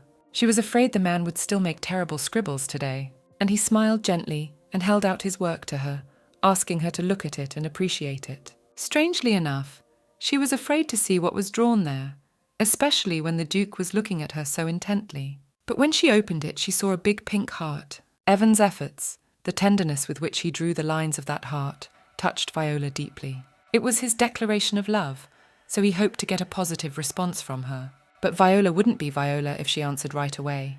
So she decided to torture him and told him she'd think about it. The girl realised that the Duke's smile made her heart beat more often, and inside became very warm. She asked the Duke to wait a little longer, but he answered her that he understood, but he was not that patient a man.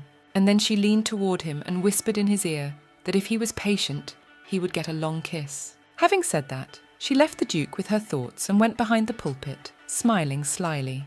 But then her gaze fell on Prince Kyle, and she realised the man was sad and thinking about something. She noticed that his gaze had changed drastically. It was hard to describe, but she had a feeling of unpleasant déjà vu.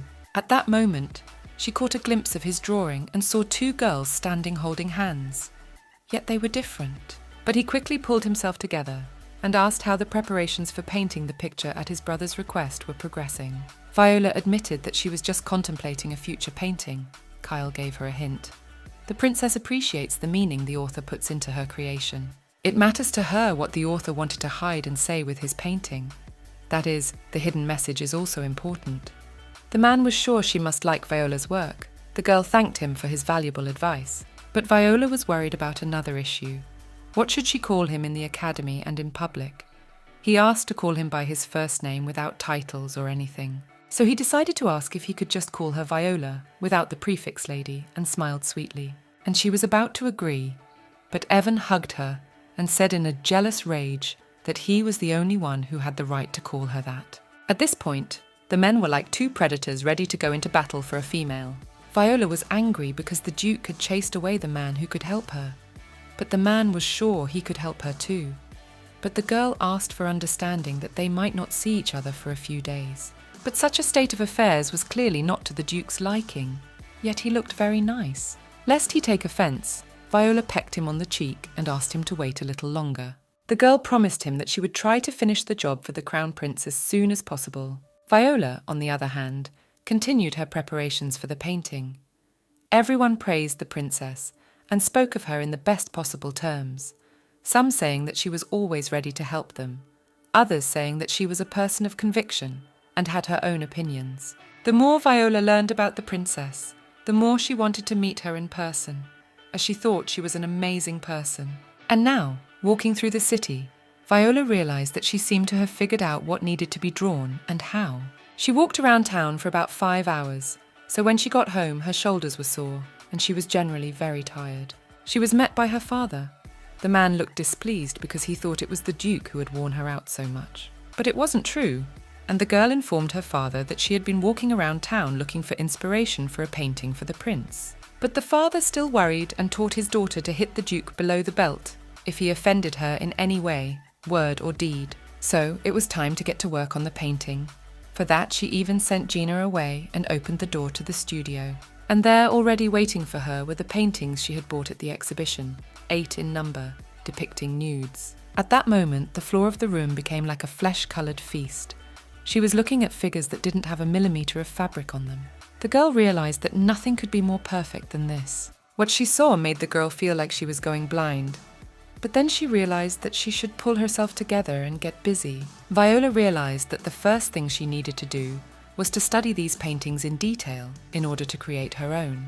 That's when she realised that the world of paintings is very deep and multidimensional, so she was tired trying to create something. The girl realised that she was lacking materials, so she decided to go through the exhibitions of paintings with nude bodies again. So, she disguised herself and went to one of these galleries, but noticed that the visitors were too inexperienced to openly look at the paintings. And then, Viola saw one particular picture. The girl's eyes saw the silhouette of an artist who was in love with her and painted her as if he was kissing her with brushes and colours. It was an interesting idea, but nevertheless she didn't learn anything new to her until she took a closer look and recognised the woman in the painting. The artist noticed another girl, but if at first she was walking and admiring the paintings, now it went somewhere else. She walked past them with quick steps, as if she didn't like more than one, but in fact she was looking for something specific. Suddenly this woman noticed Viola and felt that they looked alike in some way, so she wanted to talk to her. So she approached Viola and asked if she liked paintings that depicted nudes. Viola admitted that yes, she liked such paintings, and her acquaintance confessed that when she first saw them, but was embarrassed. And then she wondered what artists who paint such paintings experience. But now she's noticed a tendency to overly frank pictures. Hearing that, Viola realised that the woman had probably stopped finding paintings in that style interesting. The stranger agreed with that. She understood that they were created by masters and everything was conveyed perfectly, both forms and emotions. And that was the end of it. After all, she was tired of such perfection. These two girls found each other because their thoughts on these paintings coincided, and one of them offered the other a cup of tea. They came to a cafe where both desserts and prices were reasonable.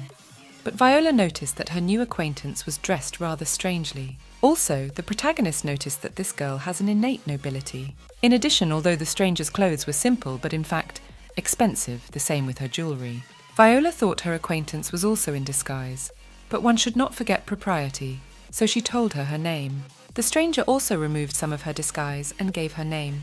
Her name was Salvert Herbert. So, the girls were sitting in a cafe, drinking tea and having a nice conversation. Viola was curious.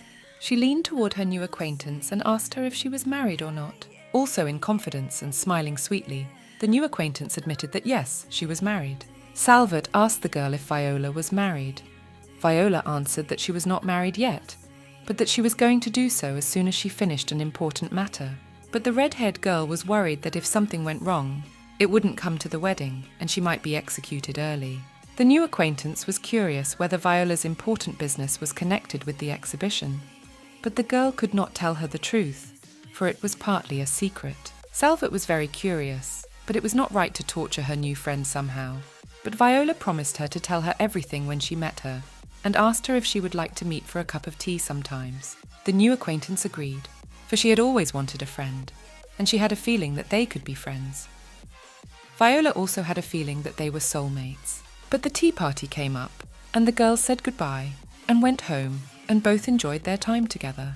But as they were saying goodbye, Salvert gave Viola a card with a gold monogram on it. The red-haired beauty also approached the carriage. The card wouldn't leave her head, as she had a feeling that she had seen this sign somewhere before. She couldn't remember where exactly she'd seen the sign, and in such musings she arrived home, where Jenna met her. The maid said there was trouble. Viola couldn't understand what had happened, so she asked the maid to calm down and explain clearly what had happened. Jenna explained that Lady Rubina had arrived and had entered Viola's room, despite the maid's protests, saying there was nothing wrong or strange about her action. While Rubina was in the room by herself, she found a book, or rather a novel, which described the details of this world and all the love lines. Now the lady understood what was going on and why Viola had changed so drastically. At that moment, Viola walked into her room and opened the door sharply, slamming it against the wall. Rubina pouted her lips and pretended to be very much startled by Viola. The red-haired beauty looked intently at her friend, and was angry since she was the one who should be acting like this. When Viola went into her room and sat down on the edge of her bed, and asked her friend about what she was going to draw. But Robina continued to play the role of good friend and said she wasn't interested in what Viola would draw. She just wanted to have a heart-to-heart talk, since they had been drifting apart lately. Viola, however, realized that it was a common pretense, so she told her friend that if she wanted to socialize, she should have warned her about the visit in advance. The blonde started apologizing and crying as usual. She noticed that it had become difficult for them to meet lately, and she had the impression that Viola was avoiding her. Viola glared at her friend and said that lately Robina was both thinking and doing whatever she could think of, but the girl tried to deny it. But this kind of behavior is unacceptable, especially when a girl goes into someone else's room without permission. It's unacceptable. Robina started apologizing as usual, and Viola has picked up on the fact that her friend of hers often says and does things without thinking through her words and actions. Viola then stood up, walked over to Robina, stood behind her and started talking. She told her friend that she really strongly disliked it when someone like her invaded her personal space. She was already tired of her friend and wanted to get rid of her. Afterward, Viola sat down in her seat and asked how Robina was progressing with the painting.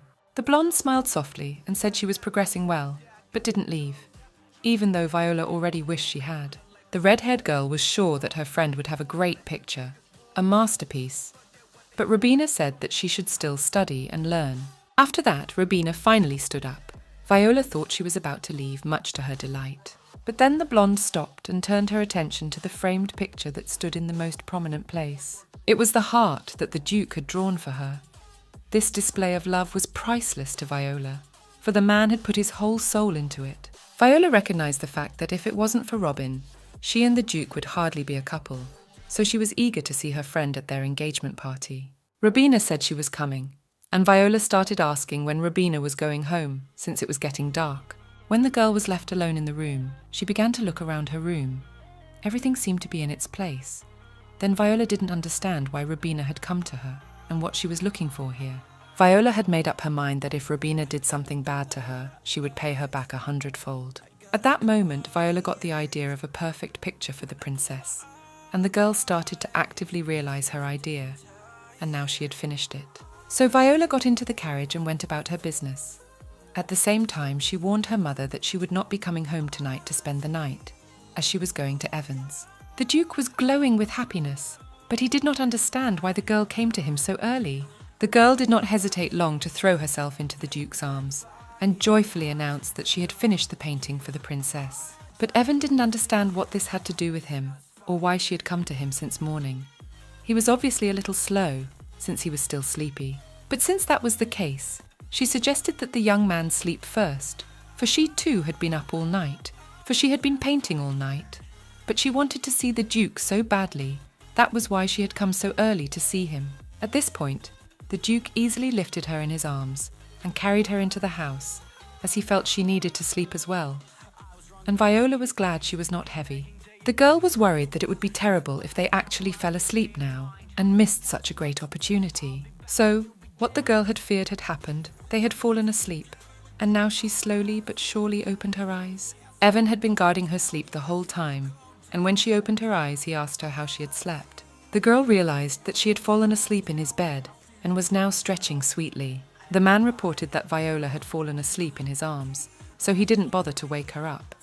And then he asked what the purpose of her coming so early to visit him was. She said that it was necessary to keep her promise. That is, the young man had promised that he would pose for her in the nude. He didn't expect the girl to remember that, but not only did she remember, but she brought another item she asked him to wear. The Duke was a little taken aback. He didn't think he'd have to wear some sort of loincloth as well, but she insisted on it, saying everyone did.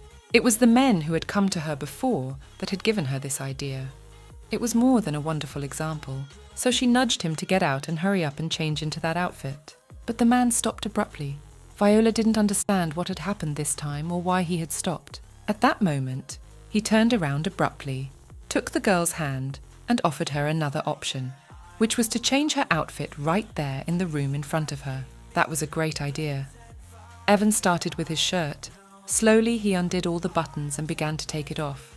The girl's pulse quickened. Viola felt like she was watching an erotic movie in a popcorn theatre. She noted that the Duke had a strong neck. But not only was the Duke's neck beautiful, The muscles on his chest were magnificent.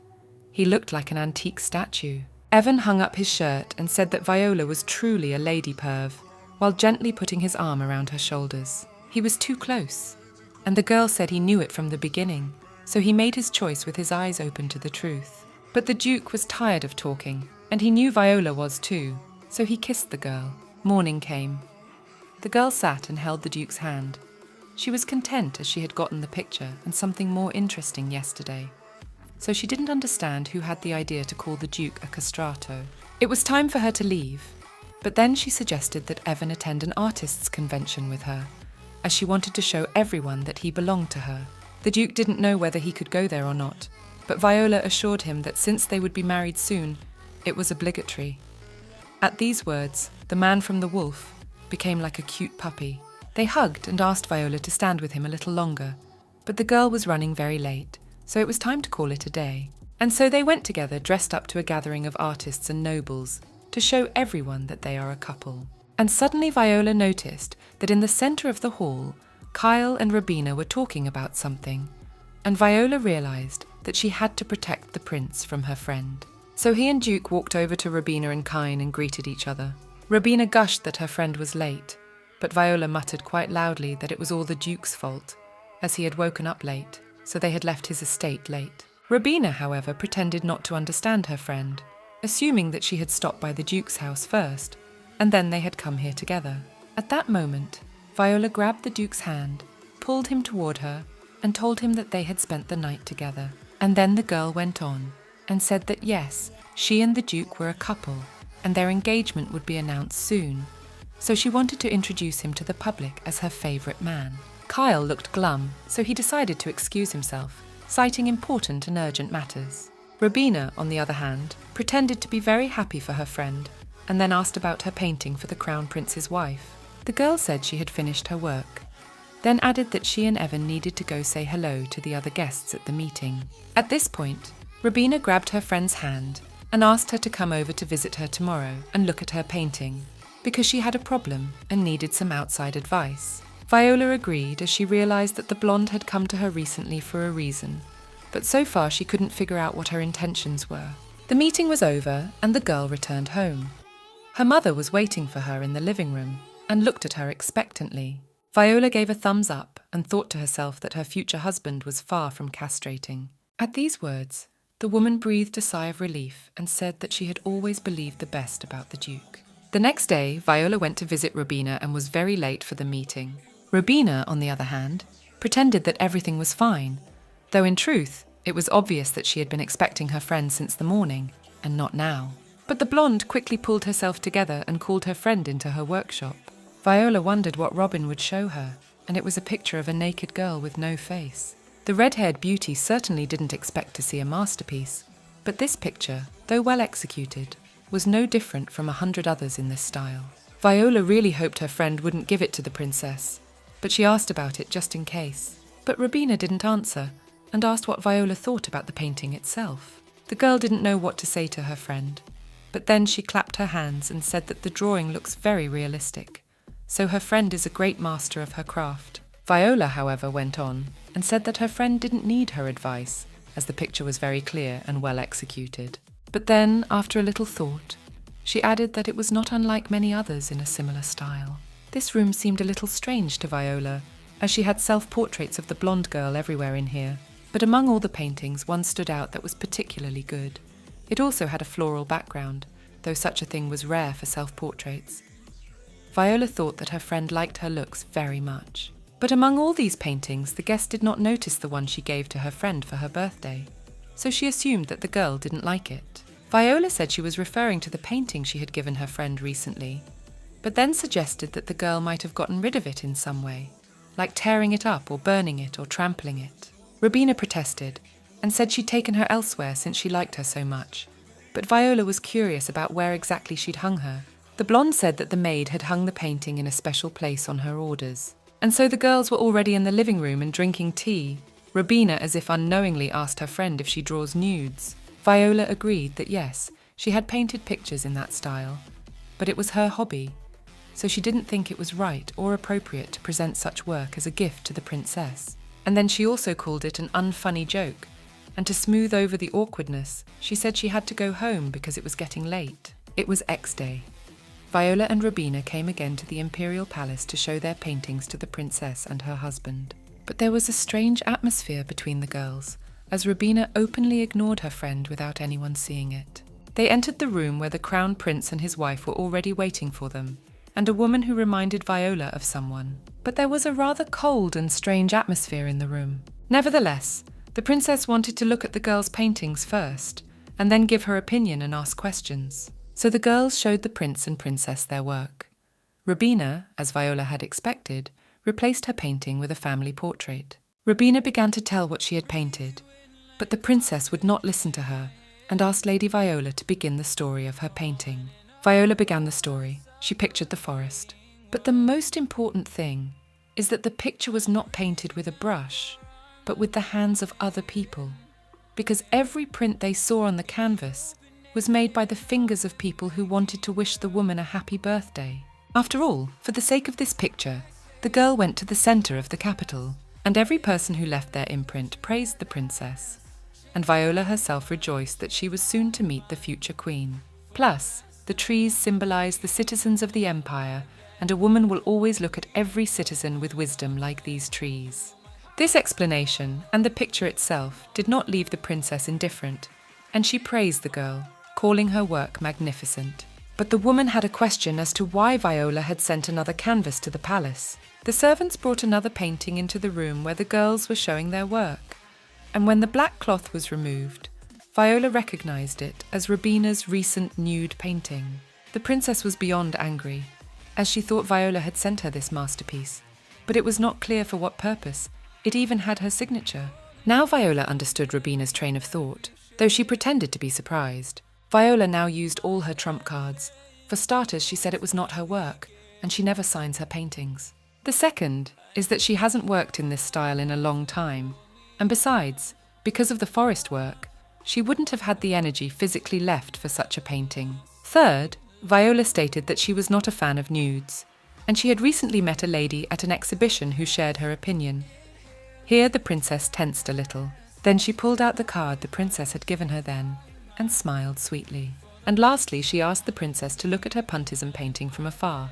This angle she herself liked best. And lastly added that this painting is more reminiscent of Lady Viola's style of work. Rubina smiled sweetly in front of everyone, but in her heart she was shaking with hatred for Viola. Viola added that both the masks and palette are all reminiscent of Lady Rubina's signature style.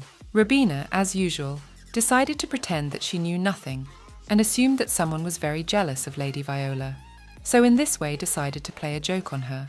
Viola, on the other hand, thought it sounded very absurd and quite dangerous. As the atmosphere in the room became even worse, the princess was not the kind of person who could tolerate such jokes on the imperial family, so she wanted to find and arrest the joker. Rubina, however, began to make excuses, and the princess pressed on, trying to figure out what the artist meant then. The girl had no choice but to admit her mistake and apologize to the princess. The prince decided to end their meeting there, ordered the paintings to be taken away, and warned the girls that he would summon them to the palace again after inspecting their work. As the girls bowed in curtsy, Viola quietly told her friend that she shouldn't have crossed the line. Robin was annoyed by this, but Viola was eager for everyone around her to recognize and see her real face. A few days passed, and the princess sent Viola a letter asking to meet the girl. The red-haired beauty had already arrived at the appointed place. She was worried that the woman might not like her painting. It was another cafe where they could talk in peace. Salvat took off her dark glasses, sighed and apologized to the girl for getting it all wrong. But Viola thought that the woman shouldn't worry, as everyone would soon find out that she wasn't the one who painted that picture, so it was okay. That was the end of the formalities. The princess smiled slyly and asked her friend if she understood why they had met today. Viola assumed it was about her actual painting. The princess fell in love with this masterpiece because it was what she wanted, and in general they understood each other very well, half-heartedly. At first, the woman couldn't understand what the strange dots depicted there were, but when she looked more closely from afar, she could make out a male silhouette. That was the main message of this painting. Admire the beautiful male nude body, while others see the forest on the canvas. The princess recognized Viola's talent and worth, so she knew it would be a bad thing to lose someone like the artist as a friend. After all, until everything was cleared up, the woman wanted to execute Viola, as she was afraid that everyone had found out about her infatuation because of her. But Viola was beginning to worry about what would happen to Lady Rubina. The princess smiled, surprised that Viola cared about the blonde, even after she had slandered her. But the artist admitted that she doesn't really care about her friend, as she believes it's important to keep personal and work separate. And the lady let herself cross the line.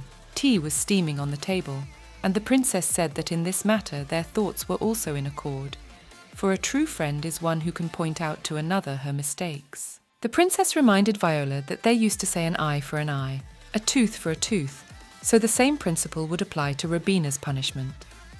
Viola realized that her new friend was not as simple as she thought. The princess did come up with a punishment for Rubina. She made her draw the girl in the square, among the crowds of people, nude figures. The crowd commented on Rubina's every move. Luli didn't understand why she was painting only with flesh-coloured paint, or why this painting was so strange. They thought it was probably some kind of mistake, but there was no mistake. Viola and Evan also came to the square. Evan noticed that Rubina was looking at her friend differently than usual and asked what had happened between them. Viola realized that the blonde was holding up pretty well, and the culprit herself was almost crying with anger. She didn't want to do it. She considered what was happening a disgrace, and in order not to draw and to be pitied, she pretended to feel sick and faint. But this spectacle of hers had been detected by Viola, and she decided to arrange her own, not to let her friend escape so easily from punishment.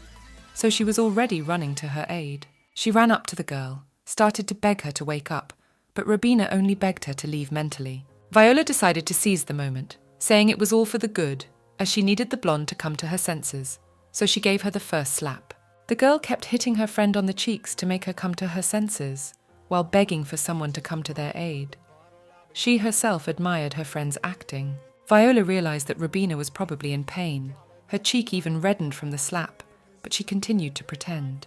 But since that didn't work, Viola whispered to Rubina that she wasn't getting off that easy, as the princess wasn't the kind of person who would let the situation slide. The paramedics came, loaded Rubina on a stretcher and carried her away, while Viola worried that she had tried in vain to slap her, for she lay with her eyes closed until the end.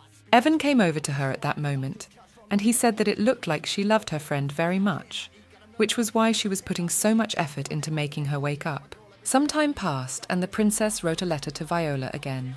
The letter stated that she had already heard that Lady Rubina was able to get away with it again. She didn't like it either, so for her part she tried to take action, but someone kept preventing her from doing so. So to boost her morale, she suggested Viola meet up, as she had also prepared a small gift for her. After reading the letter, Viola realized that Rubina had an ally who wasn't even afraid to put sticks in the princess's wheels. But the girl realized that he'd better stop before it was too late. And so the princess arrived to meet Viola. The girl was a little frightened by such a huge number of guards at the woman's side, but the woman was already waving to her. The princess was going to take her friend to a secret place that only a limited number of people know about, in gratitude for her birthday present. Viola felt that maybe she shouldn't go in there, but she went in and marvelled. It was a secret vault of nude paintings. If someone had told her that the princess was a fan of nude paintings, Viola would never have believed it. The further they went into the depths of the vault, the more Viola wanted to possess this magnificent collection of paintings. The princess, even at their first meeting, realized that the girl can appreciate and understand this direction of painting. So she decided to show her this magical place. The princess hung Viola's painting in the most prominent place in the gallery, as she was simply enchanted by it. And the artist rejoiced because she had no outstanding abilities, but she was recognized. Not only were there paintings in this place, but you could sit, drink wine, and talk. The princess confessed that she had wanted to do that for a long time, but there was no one to do it with. The woman admitted that her status obliged her to be reserved, aloof, well-mannered, but here she could be herself and act at ease. They sat side by side, wine glasses in front of them, but the princess admitted that she didn't particularly like the drink, but she liked that kind of atmosphere. After all, the problem was that when she drank alone, she had no girlfriends at all, the number of glasses got higher and higher. But since that's the way it is, and the princess trusts her, Viola mixed her a specialty cocktail that she used to make when she was doing various part-time jobs. The princess loved it. The girl said it was one of her secret powers, and the drink really did taste very nice. The girls had already gotten drunk at the princess's secret place. She promised Viola that she would find a way to get even with Robina for everything she had done, and for her personal insult as well. The girls continued to drink, but then one of the workers of the place came in and said that a man had come in, raging and demanding that the doors be opened immediately. The employee was almost crying as the man had scared him badly and was telling Viola to open the door because he knows she is inside. At that moment, Viola sobered up and remembered that she had sent a letter to the Duke before meeting the princess with the intention of teasing him. She'd written that she was going to go beyond the bounds of propriety and asked him to find her if he could. Now she didn't understand why she'd done it. And so I decided to tell the princess what I had done in a big secret. Evan was indeed standing near the entrance to the princess's secret place and radiating the full spectrum of angry emotions. Hearing this whole story, the princess took pity on the Duke and let him into her paradise, while saying a nice hello to him and saying that they had not seen each other for a long time. She said she didn't know he and her friend were a couple and engaged, but Evan bowed to her and said they would pay her an official visit next time. The Duke had been worried but was now beginning to calm down, looking very cute, and the embarrassment suited him well too. Viola hugged him to calm him down. So now he turned to the princess and asked her if he could take his bride home. The woman allowed it. They were already on their way in the carriage, but Viola was curious as to how Evan had found her. He said he had been told where to find her by the Crown Prince. Viola did not understand how this could happen, and the Duke said that the prince has long known about the secret place of his wife, but kept it secret so that she could freely do what she liked. And in general, it was a very long day for him, because since the morning he had been everywhere he could and could not find her anywhere, so he asked her not to do that anymore. And the girl realized that he was obsessed with her, and she liked it. What was a joke to Viola turned out to be a challenge for Evan. He was worried that he couldn't find her, and if he didn't have to go to the palace on business, he never would have found her. The Duke admitted that his anxiety level increases when he can't see her, so he asked the girl to always be in his sight. She had to drink wine with him too. She didn't understand why she had to do that. It was simple. He didn't want other men to see her like that. The Duke's answer interested Viola, and she asked what kind of shape she was in after drinking wine. Evan said she was too nice now. But Viola was a little drunk, so she reacted to all the statements of the man in an interesting way.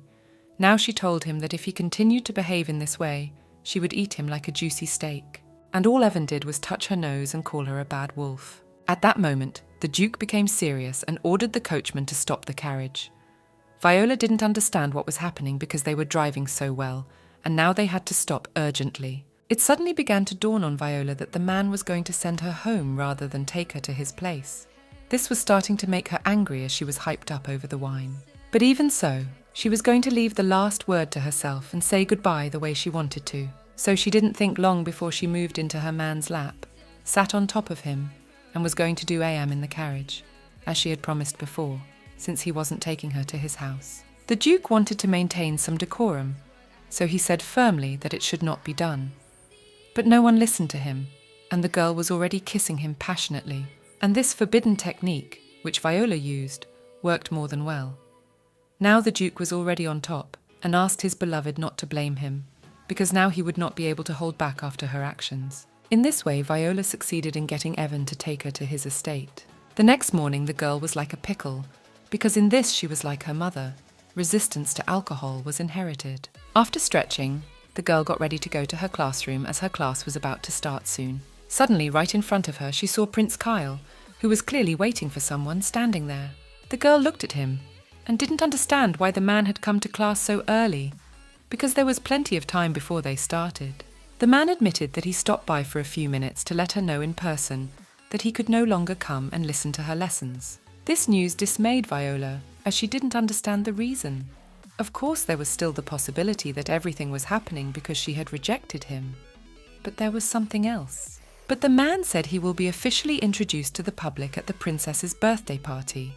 So if he continues to attend her classes in his status, it will surely hurt her. Viola was beginning to understand the situation, but she was curious as to why his identity was being revealed now.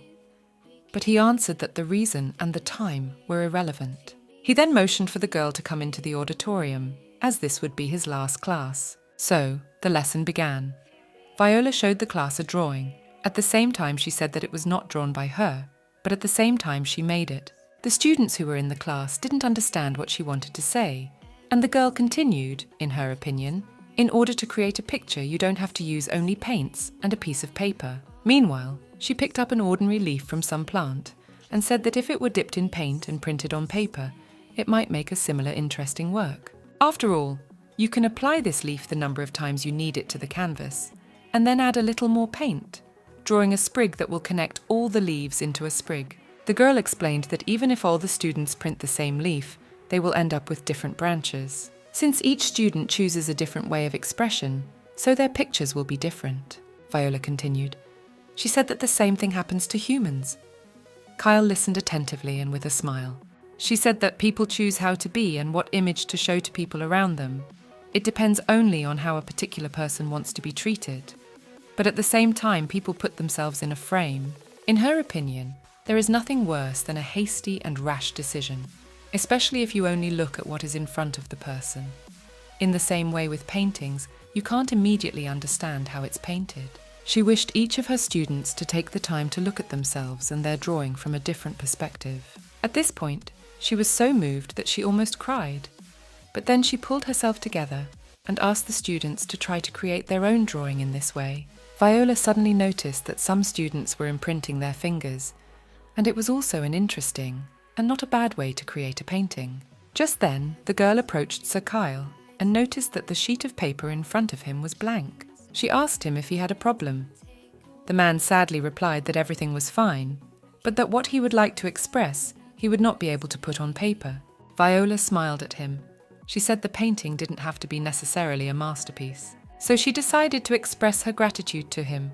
For this, she took different pieces of paper and put a smiley face on his blank piece of paper with them, saying that even if this was their last class together, he was grateful that he always listened attentively and tried his best. Kyle looked at it and thanked the girl as well. Now they could meet each other a little later in the imperial palace at a ball, in honor of the crown prince's consort. Meanwhile, Viola had arranged with the other ladies to go and visit Rabina and check on her. But if you think about it, it's ridiculous to visit a man who fainted while painting nudes. Viola was running late. She realized that Rabina would be glad if she didn't come. Since then, she wouldn't have to worry about anything. But Viola planned to make it in time to tell everyone why her friend was painting nudes in the square. So she tried to set herself on the right wavelength and portray the right emotion. And so she tearfully walked into Rabina's room, where the other ladies were already gathered. At that, she apologized for being late. The girls paid attention to her. She explained that she had class, but as much as she was in a hurry, she was still late. Rabina, on the other hand, didn't look happy after her appearance. But nevertheless, Rabina forced a smile out of herself and said hello to her guest. Viola grabbed her friend by the shoulders and began to shake her, wailing about how thin she was. Viola looked around. She realized that the atmosphere in the room was just right for a one-actor performance.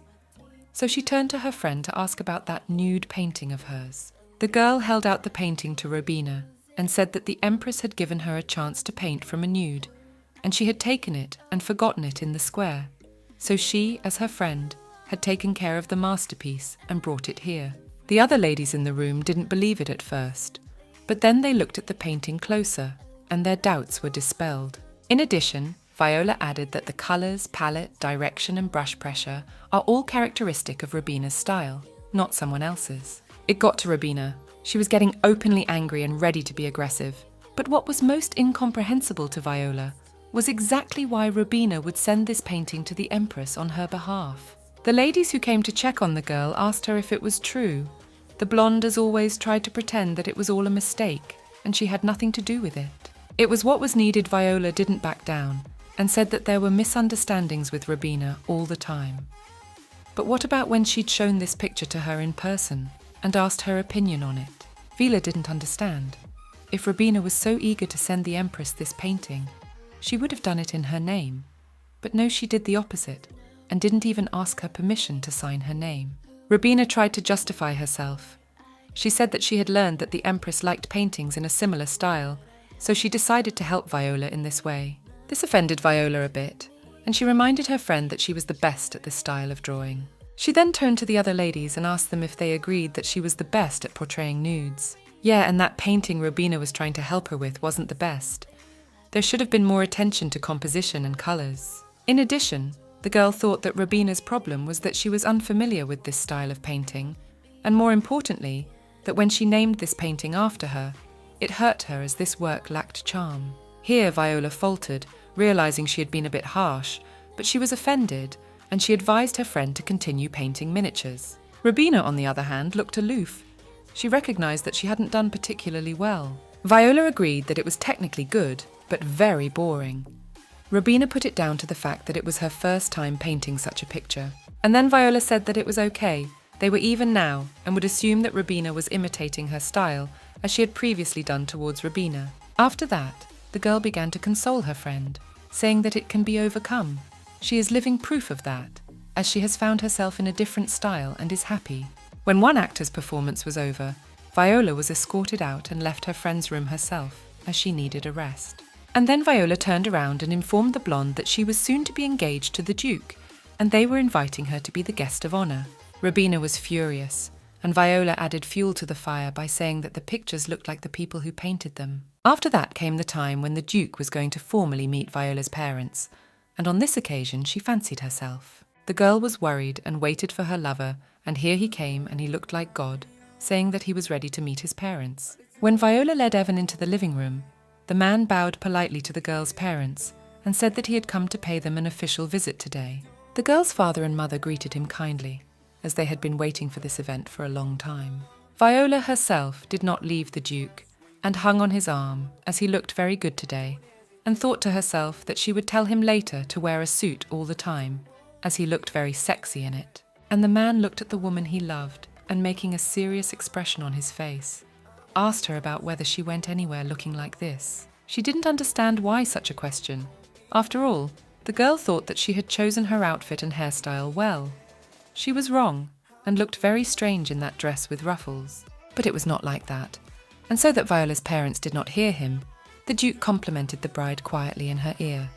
It made the girl blush. He looked amazing at that moment, but to avoid embarrassment, Viola turned away, as she was almost bleeding from overexcitement. The picture of the young ones amused and embarrassed Viola's parents a little, but her mum definitely liked the Duke and his attitude toward her daughter. The favours were over. Everyone took their seats and the Duke decided to go way back. He directly and without prelude, resolutely told the parents of his favourite girl that he wants to marry her as soon as possible. But such a statement surprised Viola herself, as she thought that events were developing too fast. Viola's mother was delighted with Evan's push and persistence, so she was not against their wedding soon.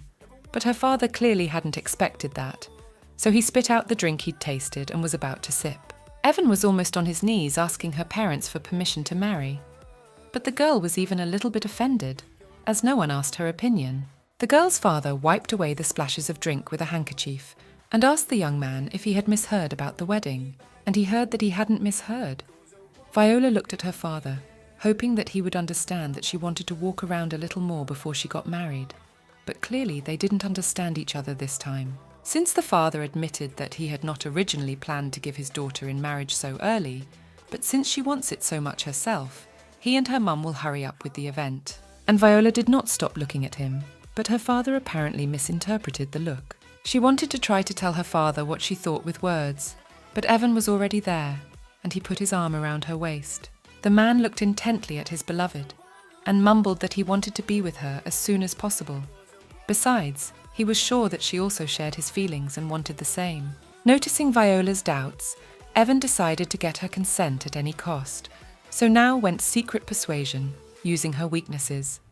He offered the girl to build a secret hideout like the princess. That first weight on the scale was in his favour. He promised her a large building near his estate for that purpose, and then put his finger to his lips, thus saying that it was a secret between the two of them. And he also offered his services to the model to paint her special nude paintings. At these words, the girl's eyes glistened with anticipation. Now that was the power of words and motivation. Viola was ready to marry him right now, and Evan was offering her an art studio in his house. Viola was hit by the arrow of the Duke's promises, and is ready to play the wedding right tomorrow. The girl was already ready for everything, and asked her mum and dad for permission to go to the Duke right now. The girl's father tensed up, but his wife put her hand on his shoulder and told the girl that the first thing to do was to pack her daughter's things and move them to the Duke's estate. Viola's dad wanted to stop his daughter's move, but he was stopped by Viola's mum and told her that she would have Gina pack all the things she needed so her daughter could take it easy. Viola noticed that her mother wanted to send her to the Duke. She suspected that she was not their own daughter, but when she looked at her father's behaviour, she realised she was mistaken. Then they quickly chose the time and date of the wedding and engagement. Viola and Evan decided to take a walk. The girl didn't understand why the man was in such a hurry to get married and engaged. The evening breeze played with his hair, while the man smiled softly and said it was simple, for he had learned something important. He picked the perfect spot, stopped, and looking directly into the girl's eyes said that he recognised her warmth and how much he missed having her around. It embarrassed the girl a little, and she thought that she must have been a heroine in her past life. After all, there was nothing in life more pleasant than to hear such words from such a handsome man. But she worried about what if his feelings for her cooled, though she was going to hold him like a wolf to its prey. At that moment, Evan hugged her and said that the girl would be his sky, and he would be the moon in that sky. And as we know, the moon without sky cannot exist. Viola realised that it sounded like a declaration of love and a marriage proposal. And Evan added that the sky might change, but the moon was constant, so he would be her moon. The girl felt her heart beat harder at the timbre and intonation of the man's voice. But her heartbeat, which she could feel in her back, was the same. But that was not all. Viola's eyes glistened in anticipation, waiting for the last cherished words that should end every marriage proposal. And Evan understood what she wanted him to say, so he personally asked her to marry him and live happily ever after. On behalf of the Duke, because of a curse that was passed down from generation to generation, he never loved or dated girls. And that was until he met Viola. That day he went to Robina's house for the first time in a long time, and he was extremely uncomfortable being there. He'd been watching Robina, and during his observations he noticed that she was very polite and nice to everyone, which meant that anyone could be her chosen one. He was tired of the bustle and noise of the banquet, so he decided to hide and take a break on the terrace, as there was definitely no one to go out there. But he was wrong.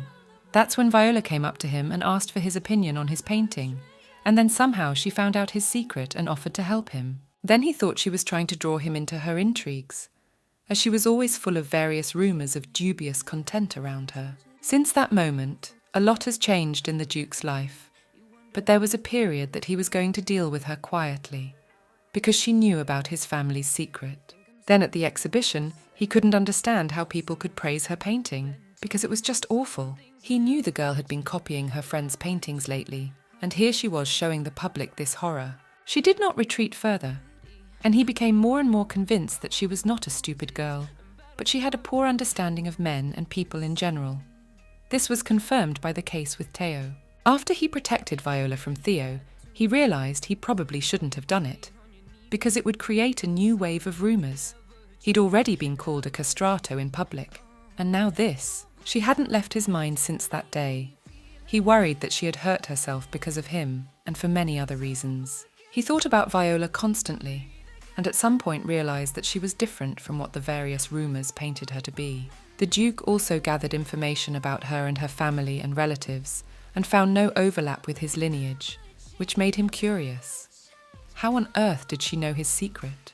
At that moment he remembered the words of his mum, who had told him when he was little, that if someone found out his secret, he would have to hold on to that person, no matter who he was, because that person would be his destiny. The man thought about it, and after all, his mother had said it not once, but repeated it constantly so that he would remember her admonition well. So he set aside the investigation report, realising it wasn't enough, and decided to personally check things out himself. It was then that he brought Viola's painting to the director of the academy for evaluation, and the woman said that she had never seen such a drawing and technique before, and it was very interesting and unusual. And the principal had already summoned Viola to her and asked her to teach at the academy. Evan watched everything from the side and realised that the rumours were false, and that this girl was much funnier and more interesting than people said about her.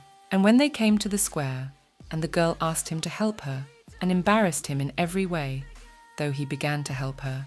He knew that such outbursts in a single number he could withstand. In the process of working on the painting and watching the girl, the man had a feeling of being sucked in. But this abyss was not dangerous, rather even on the contrary. After that incident, he took her things, and under this pretext invited her to his house, saying many embarrassing things at home. But he realized to himself that if she was his destiny, he was too vulnerable to her now. He also started taking her classes and realized that they were very unusual and fascinating. He especially liked the one about secret messages. And then he saw a man come up to Viola and hand the girl his secret message. At that moment, the Duke was jealous. This was the first time Evan had ever felt this way. Yes, he knew he was acting like a child. But when he saw the man giving Viola his drawing, something inside him woke up. And yes, it was the most real burning jealousy. Unexpectedly, the Duke received an invitation to Lady Robina's birthday party. He didn't understand why she did it since they had broken off their engagement. He thought about it and assumed Lady Viola would be there, and this would be a good opportunity to be her partner for the evening. But in the end, he showed up, but he didn't get a single email from Viola asking him to escort her to the event. And it had to be said, that made him angry. And then she came, and Evan realized he thought she was beautiful in any outfit. But here's the trouble. She chose a very revealing dress and bare her shoulders. He realized that not only he but also other men appreciated her beauty, and he didn't like it. So he put his jacket on her. And yes, he realized that he was completely and utterly obsessed with this pervert lady who hadn't even made much of an effort to charm him. He also began to notice that this girl wasn't afraid to say what she thought and stand up for what she thought. He looked at her and realized how beautiful she was, both externally and internally. And then he had a plan, because he is always used to winning and getting what he wants. As he continued to attend Viola's classes at the academy, he noticed more and more often how Kyle was hitting on the girl. For some reason, he really didn't like the man. It wasn't just the fact that he was courting Viola, but there was something about him that made him suspicious. He had also counted on a different reaction from the girl when she handed out identical hearts to all the students. But he miscalculated slightly and saw Viola and Kyle in the academy's garden, where the two of them were walking together. Then he came out of his hiding place, and Viola was frightened and began to fall. But his body reacted much faster than his thoughts, and he eventually cushioned her fall with his body. This event was to his advantage, for in the process he learned of the girl's weak spot, for she was so anxious that he should not die because of her. So he hugged her tenderly after the inspection. At that moment, Robina came up to them and made a remark to Viola about her carelessness. But the Duke was alarmed at the wording and the girl's behaviour in general. The story continued in the infirmary. The man didn't like Robina's encroachments on his personal space, so he and Viola were going to go home, and he already realised that this girl was his destiny, and he had waited too long for her appearance, so they would have no time for drawings. That's what he thought. Lady Viola did her own thing and decided not to go with him because she thought he needed peace. This disappointed and upset him very much. It was a start. When he was first invited by Viola's parents to a meeting, after watching her mother opening a bottle of wine, he realised he was screwed and he was definitely not going to have it easy. They drank, and the Duke realised that there was no end to this drunkenness. It seemed to him that if he drank another glass, he would stay here forever. While he was lying on his face, then mother and daughter were discussing his person, he heard that the woman liked the fact that he had not been involved in any scandal with the opposite sex. Viola's mum gave him 100 points. He was, in her opinion, better than those strange men who chased Viola. The Duke was once again convinced that Viola was an unusual girl. And the girl's father helped him get to the bedroom where he was to spend the night. And the man thought about how to make their relationship so interesting. So he lay there and pretended stubbornly to be asleep. Still, he waited for Viola to come to him. He wasn't a dandelion boy either. Of course he was worth the plans. And then he thought at first that since she was so active, maybe they should get even closer to each other tonight. But then he decided it would be more interesting to torture her a little more. So he pretended to be asleep again, thus giving her a chance to escape. And when she left the room, he sat down on the bed. The man noticed that Viola was not ready for intimacy yet, so he decided to give her some more time. And then there was an incident at the academy. And then the Duke hired guards and ordered them to find the culprit at any cost, sparing no money, time, or effort. It was a great chance for the Duke to earn extra points in Viola's approval rating and admiration for his humble persona. She also made him a castrato for everyone, and she was so careless, especially when she came to him early in the morning and fell asleep in his bed. It wasn't like he could say exactly when he realized for sure that he would never be able to meet a girl like Viola again in his life these days. It had been a few days since the meeting with Viola's parents. Robina had been walking around town, meeting other ladies and trying to justify her actions, and the picture everyone was talking about. And X-Day came, the birthday of the Crown Prince's consort, where many nobles were invited. Jenna was helping Viola get ready. The maid could see that she was in a good mood as she smiled and hummed a song, Viola confirmed, as she was going to the ball tonight, and the maid had promised to style her hair beautifully. And so Viola and Evan arrived at the Imperial Palace. The girl asked him to behave naturally, as now she was next to him, and so he could calmly communicate with other girls. The Duke knew it well enough himself, but he only wanted to touch her, and afterward he kissed her hand. The ball had begun. There were several leading pairs of guests in the main hall, Viola and Evan, the prince and princess, and Kyle and Robina. The princess took the floor.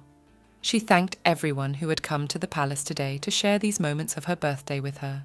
Especially the woman thanked Lady Viola, who was the author of her gift painting, for her work is magnificent. The girl sat down in a curtsy. The princess continued. She walked slowly to another part of the hall, where there were 2 easels covered with cloth.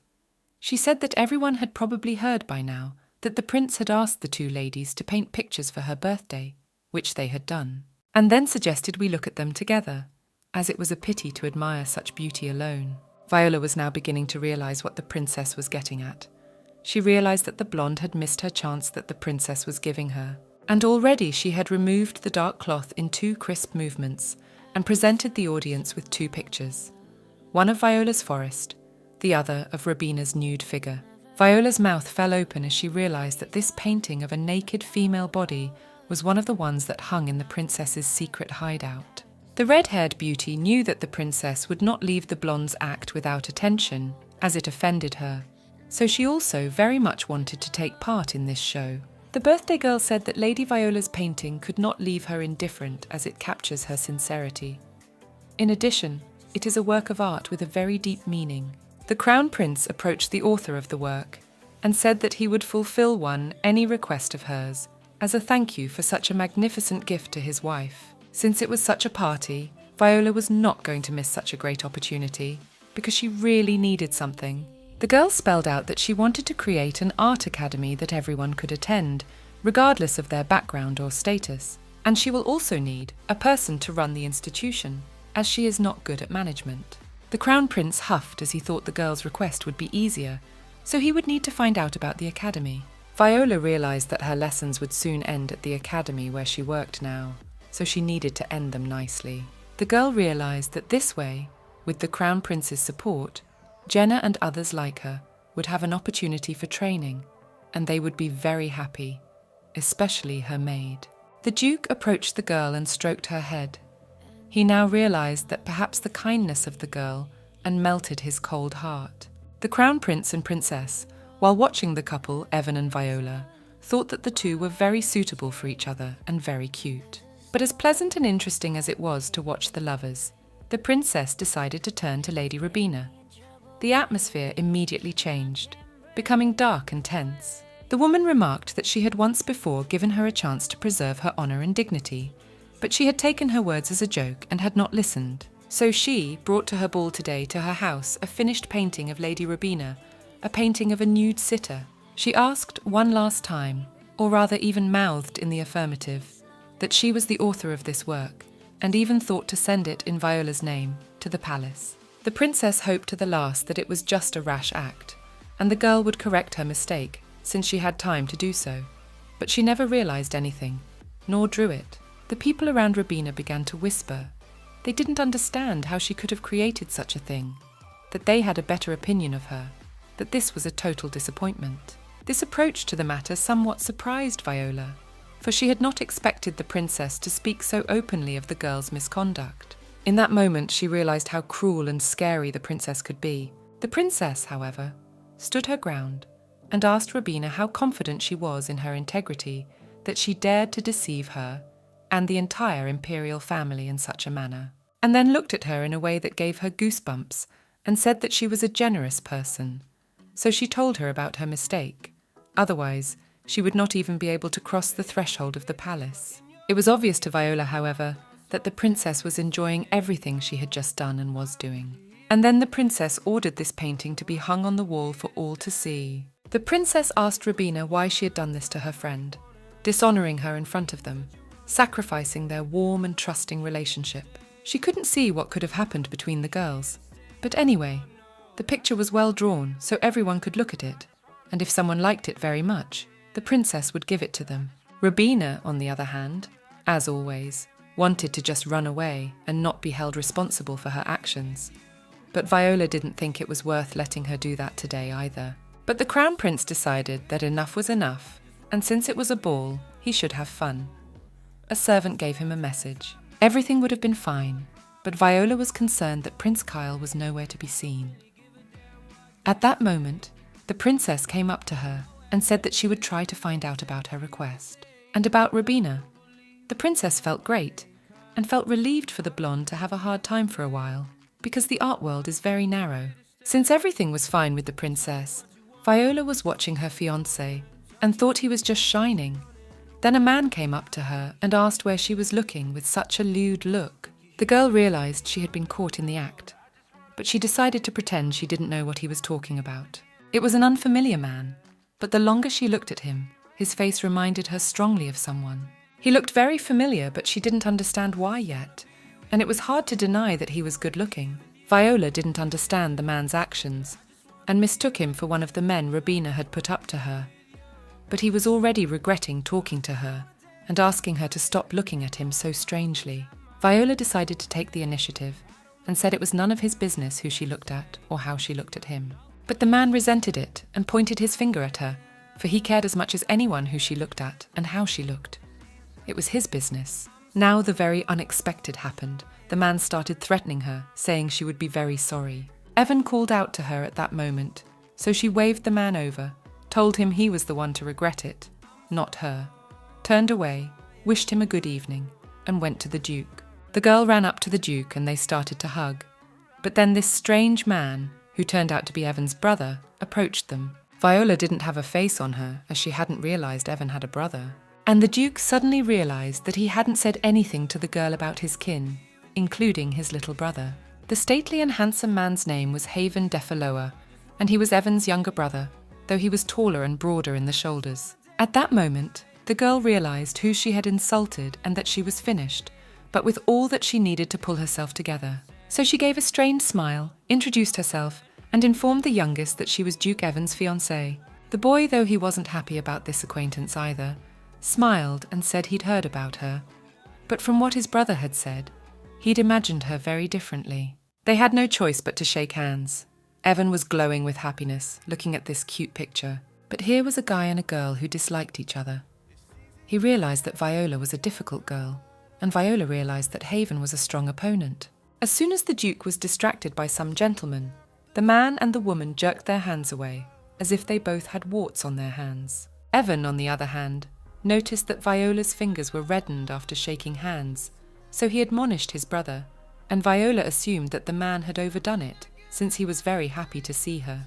But then, looking at her poor pen, she asked the man why he disliked her so much. Evan said it couldn't be, turning to his brother. Viola gave the younger one a tongue-lashing. Haven said that if his brother was happy, he was happy and calm, and then asked about the fact that he had heard that Viola was taking lessons at the academy. Evan didn't let his fiancée answer and confirmed the information. The man believed that the situation in the modern art world is disastrous, as everyone can teach without having any talent or skills. He asked Viola not to take offense at him, as he has only encountered beautiful paintings in his life, and this is the first time he has ever seen something like this. It was hard not to understand the fact that Haven is practically saying in the open that she's terrible at drawing. But here's the thing, it didn't offend her, since she knew without his prompting that she had no talent and didn't draw particularly well. So she wondered what or whose paintings he thought were beautiful.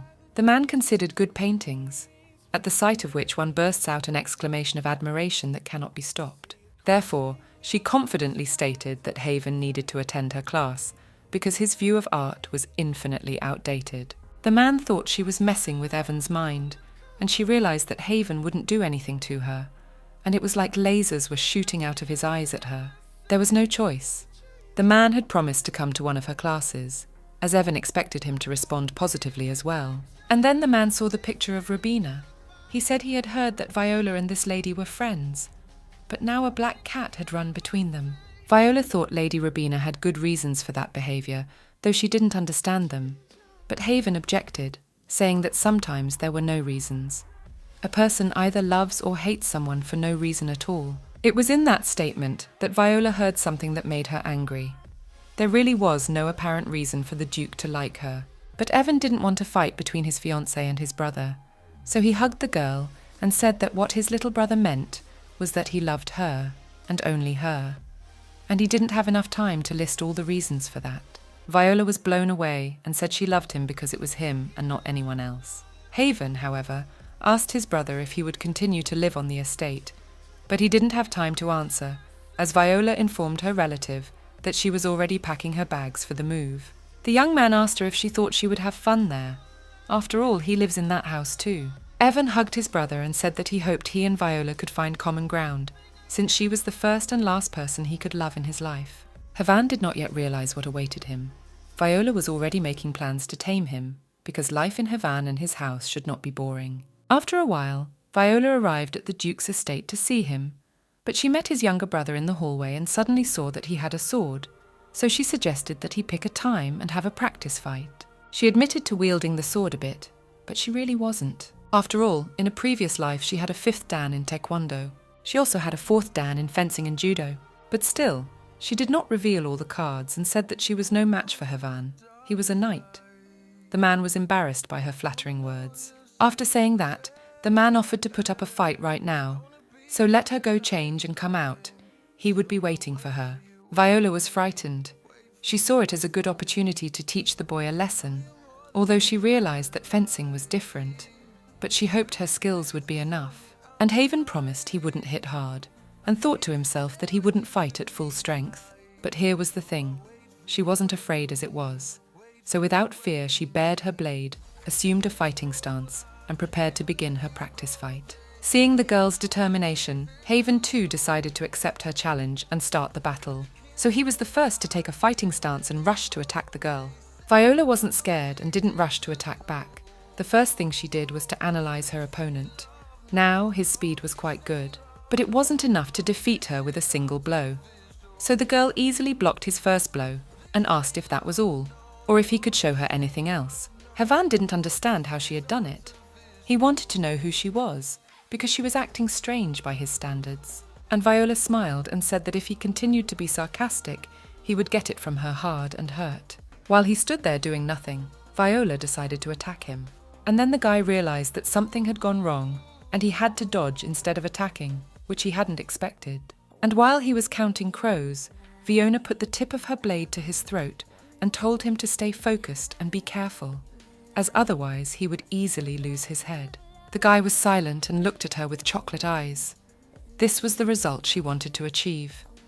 Now the knight realized what she was capable of. Havan tried to increase the distance between them to comprehend what had happened, and it was better to do so in relative safety.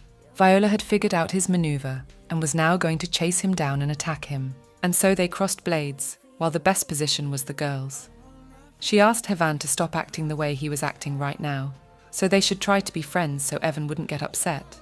But then, Havan managed to knock the girl's sword away from her, which fell to the ground, and she herself also sat down and began to say that the young man was doing a great job and that she wasn't very good at swordsmanship. Evan had already come running over to them. He was very worried about his bride, gently examining her and hoping she was okay. Then he looked menacingly at his younger brother and said that this was no way to behave with a fragile girl, as he could cut her with his sharp blade. Viola, however, realized that if she had made more effort, it was unlikely that the young man would have been able to hurt her. And then something very unexpected happened. Havan held out his hand to Viola and said that they could get along and called her Duchess. Viola was now wary. She realized that she was going to be a duchess, but it was strange to hear it from a young man. Such a change in demeanor alarmed her. She thought it would be better if he behaved as before. On the contrary, after the fight, Huan looked at her with admiration. He had a sparkle in his eyes and blushed. At this moment, the girl had a bad feeling. A few days ago, Evan and Viola stood on the terrace during the ball at the Imperial Palace. The girl remembered something while looking at her dress and asked Duke if he remembered. Evan answered that he could never forget the day they met. The girl remarked that they would never have met or communicated if there hadn't been rumours going around about him being castrated. The man thought it was a joke, but no, it was the truth. So he said quite seriously that he was grateful to the people who were spreading all these rumours around him. The couple started laughing as this conversation looked quite absurd from the outside. But the truth was also that, contrary to the plot of the book, she fell head over heels in love with the main character, Evan. The girl had different thoughts in her head, so she decided to reread the novel when she was home. Perhaps the plot had changed. Although after the first reading the pages became blank, but since it was an unusual book, it was possible that what had changed would manifest itself. But when she got home, no matter how hard she tried, she couldn't find the book. She went through everything in her room. She remembered that she had put it in the box, but it wasn't there now. Viola couldn't understand where the book had gone, because she couldn't have grown legs to run away. Right now, Viola was walking to the academy, and suddenly saw Rubina, who, though silent, gestured for her to follow her. It seemed rather strange. Rubina didn't say anything, and Viola said she was going to visit her anyway. Rubina led Viola around the corner and said that she had to thank Viola, as she had helped her quite a lot. The red-haired girl didn't understand what the blonde meant, and it was Rubina who was sure that Viola had ruined everything she had worked so long and hard for, and it had happened in an instant. Viola didn't understand the logic of Rubina's actions, since she shouldn't be thanked for something like that. But if you looked at it as the fact that she didn't have to pretend now, then yes, her words made sense. Rubina turned away from her friend and said that Viola already knew about everything. Viola didn't really understand what the blonde meant, because if she thought about it, there was so much she knew that a day wouldn't be enough time to list it all. But Viola wondered why Rubina was waiting for her here and had taken her to this secluded place. The girl admitted that she was very offended that she was the only one in such a deplorable condition. It sounded absurd to Viola. When you think about it, it was Rubina who had sicked one of her suitors on her and also encouraged her to copy her style for a long time, so there were a lot of terrible rumours about her, Viola. But with all that, she, Rubina, also takes offence. Then Viola walked over to Rubina, fixed her hair and gave her some advice. If she was offended by this situation, she needed to rethink her behaviour and start acting with dignity and honesty. But the girl pushed her ex-girlfriend's hand away and told her not to touch her. Then she gestured for someone to step out of the shadows. 2 thugs came out of there and admitted that they had waited too long to be called out for fun. Viola felt like a gangster heroine, because she had seen such scenes in movies quite often. The girl had realised that if there were only 2 opponents, she would easily defeat them. But now she realised that there were 4 of them, and that made things much more complicated. And Rubina laughed. She felt victorious and said it was better not to mess with her. So the bandits started warming up. The girl understood that they practiced different sports here too.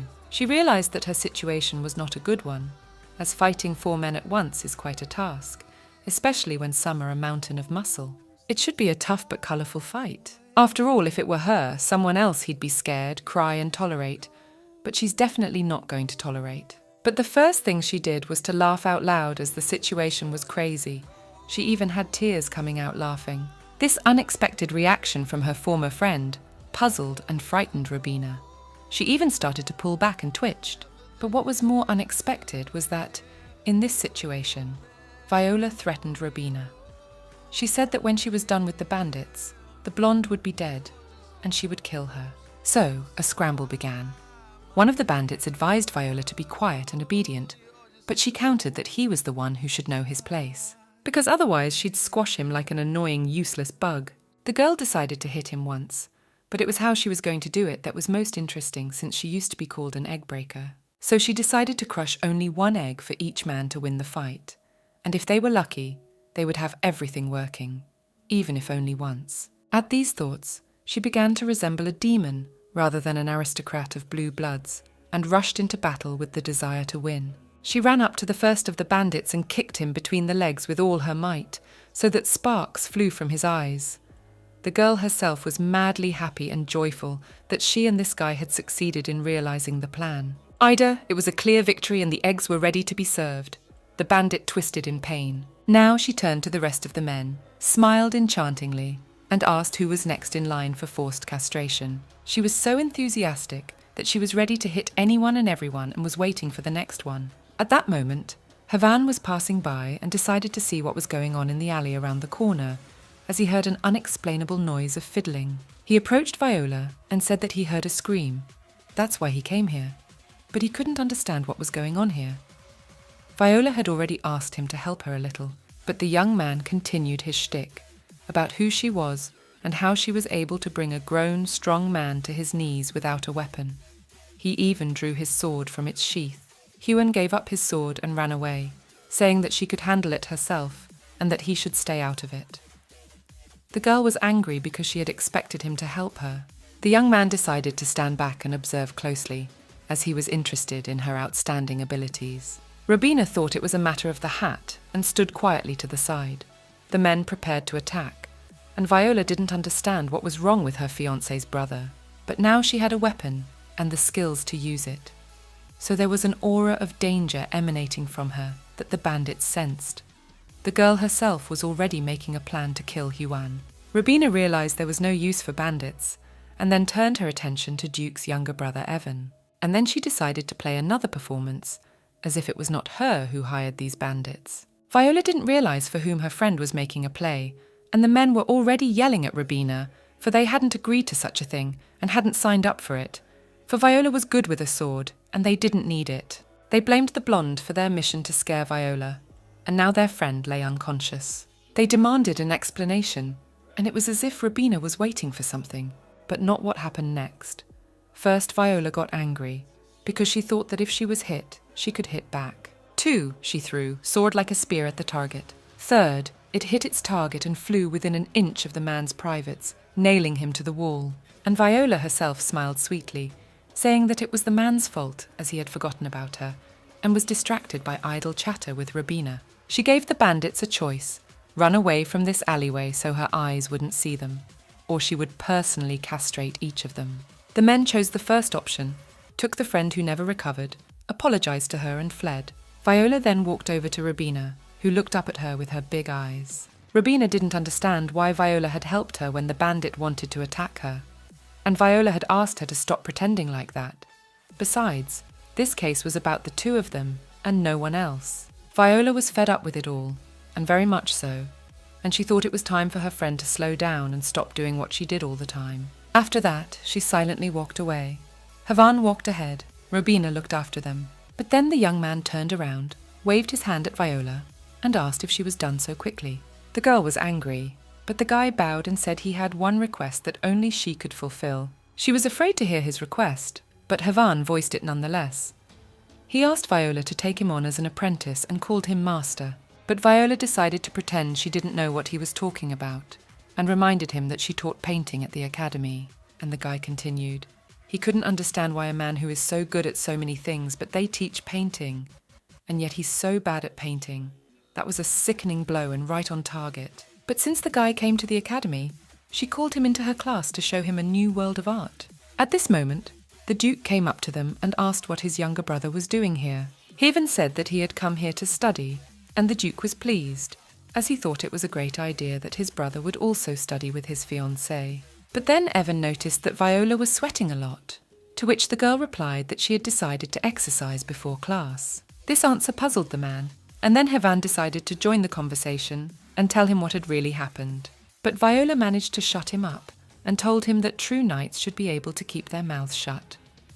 The boy rejoiced, for he considered it his master's first lesson. Evan misunderstood everything and told his brother that Viola was his girlfriend, and that although Havan was his younger brother, he would not give him his beloved. At this point, after a brief pause, both Viola and Heaven shouted at the same time that this wasn't what he thought it was.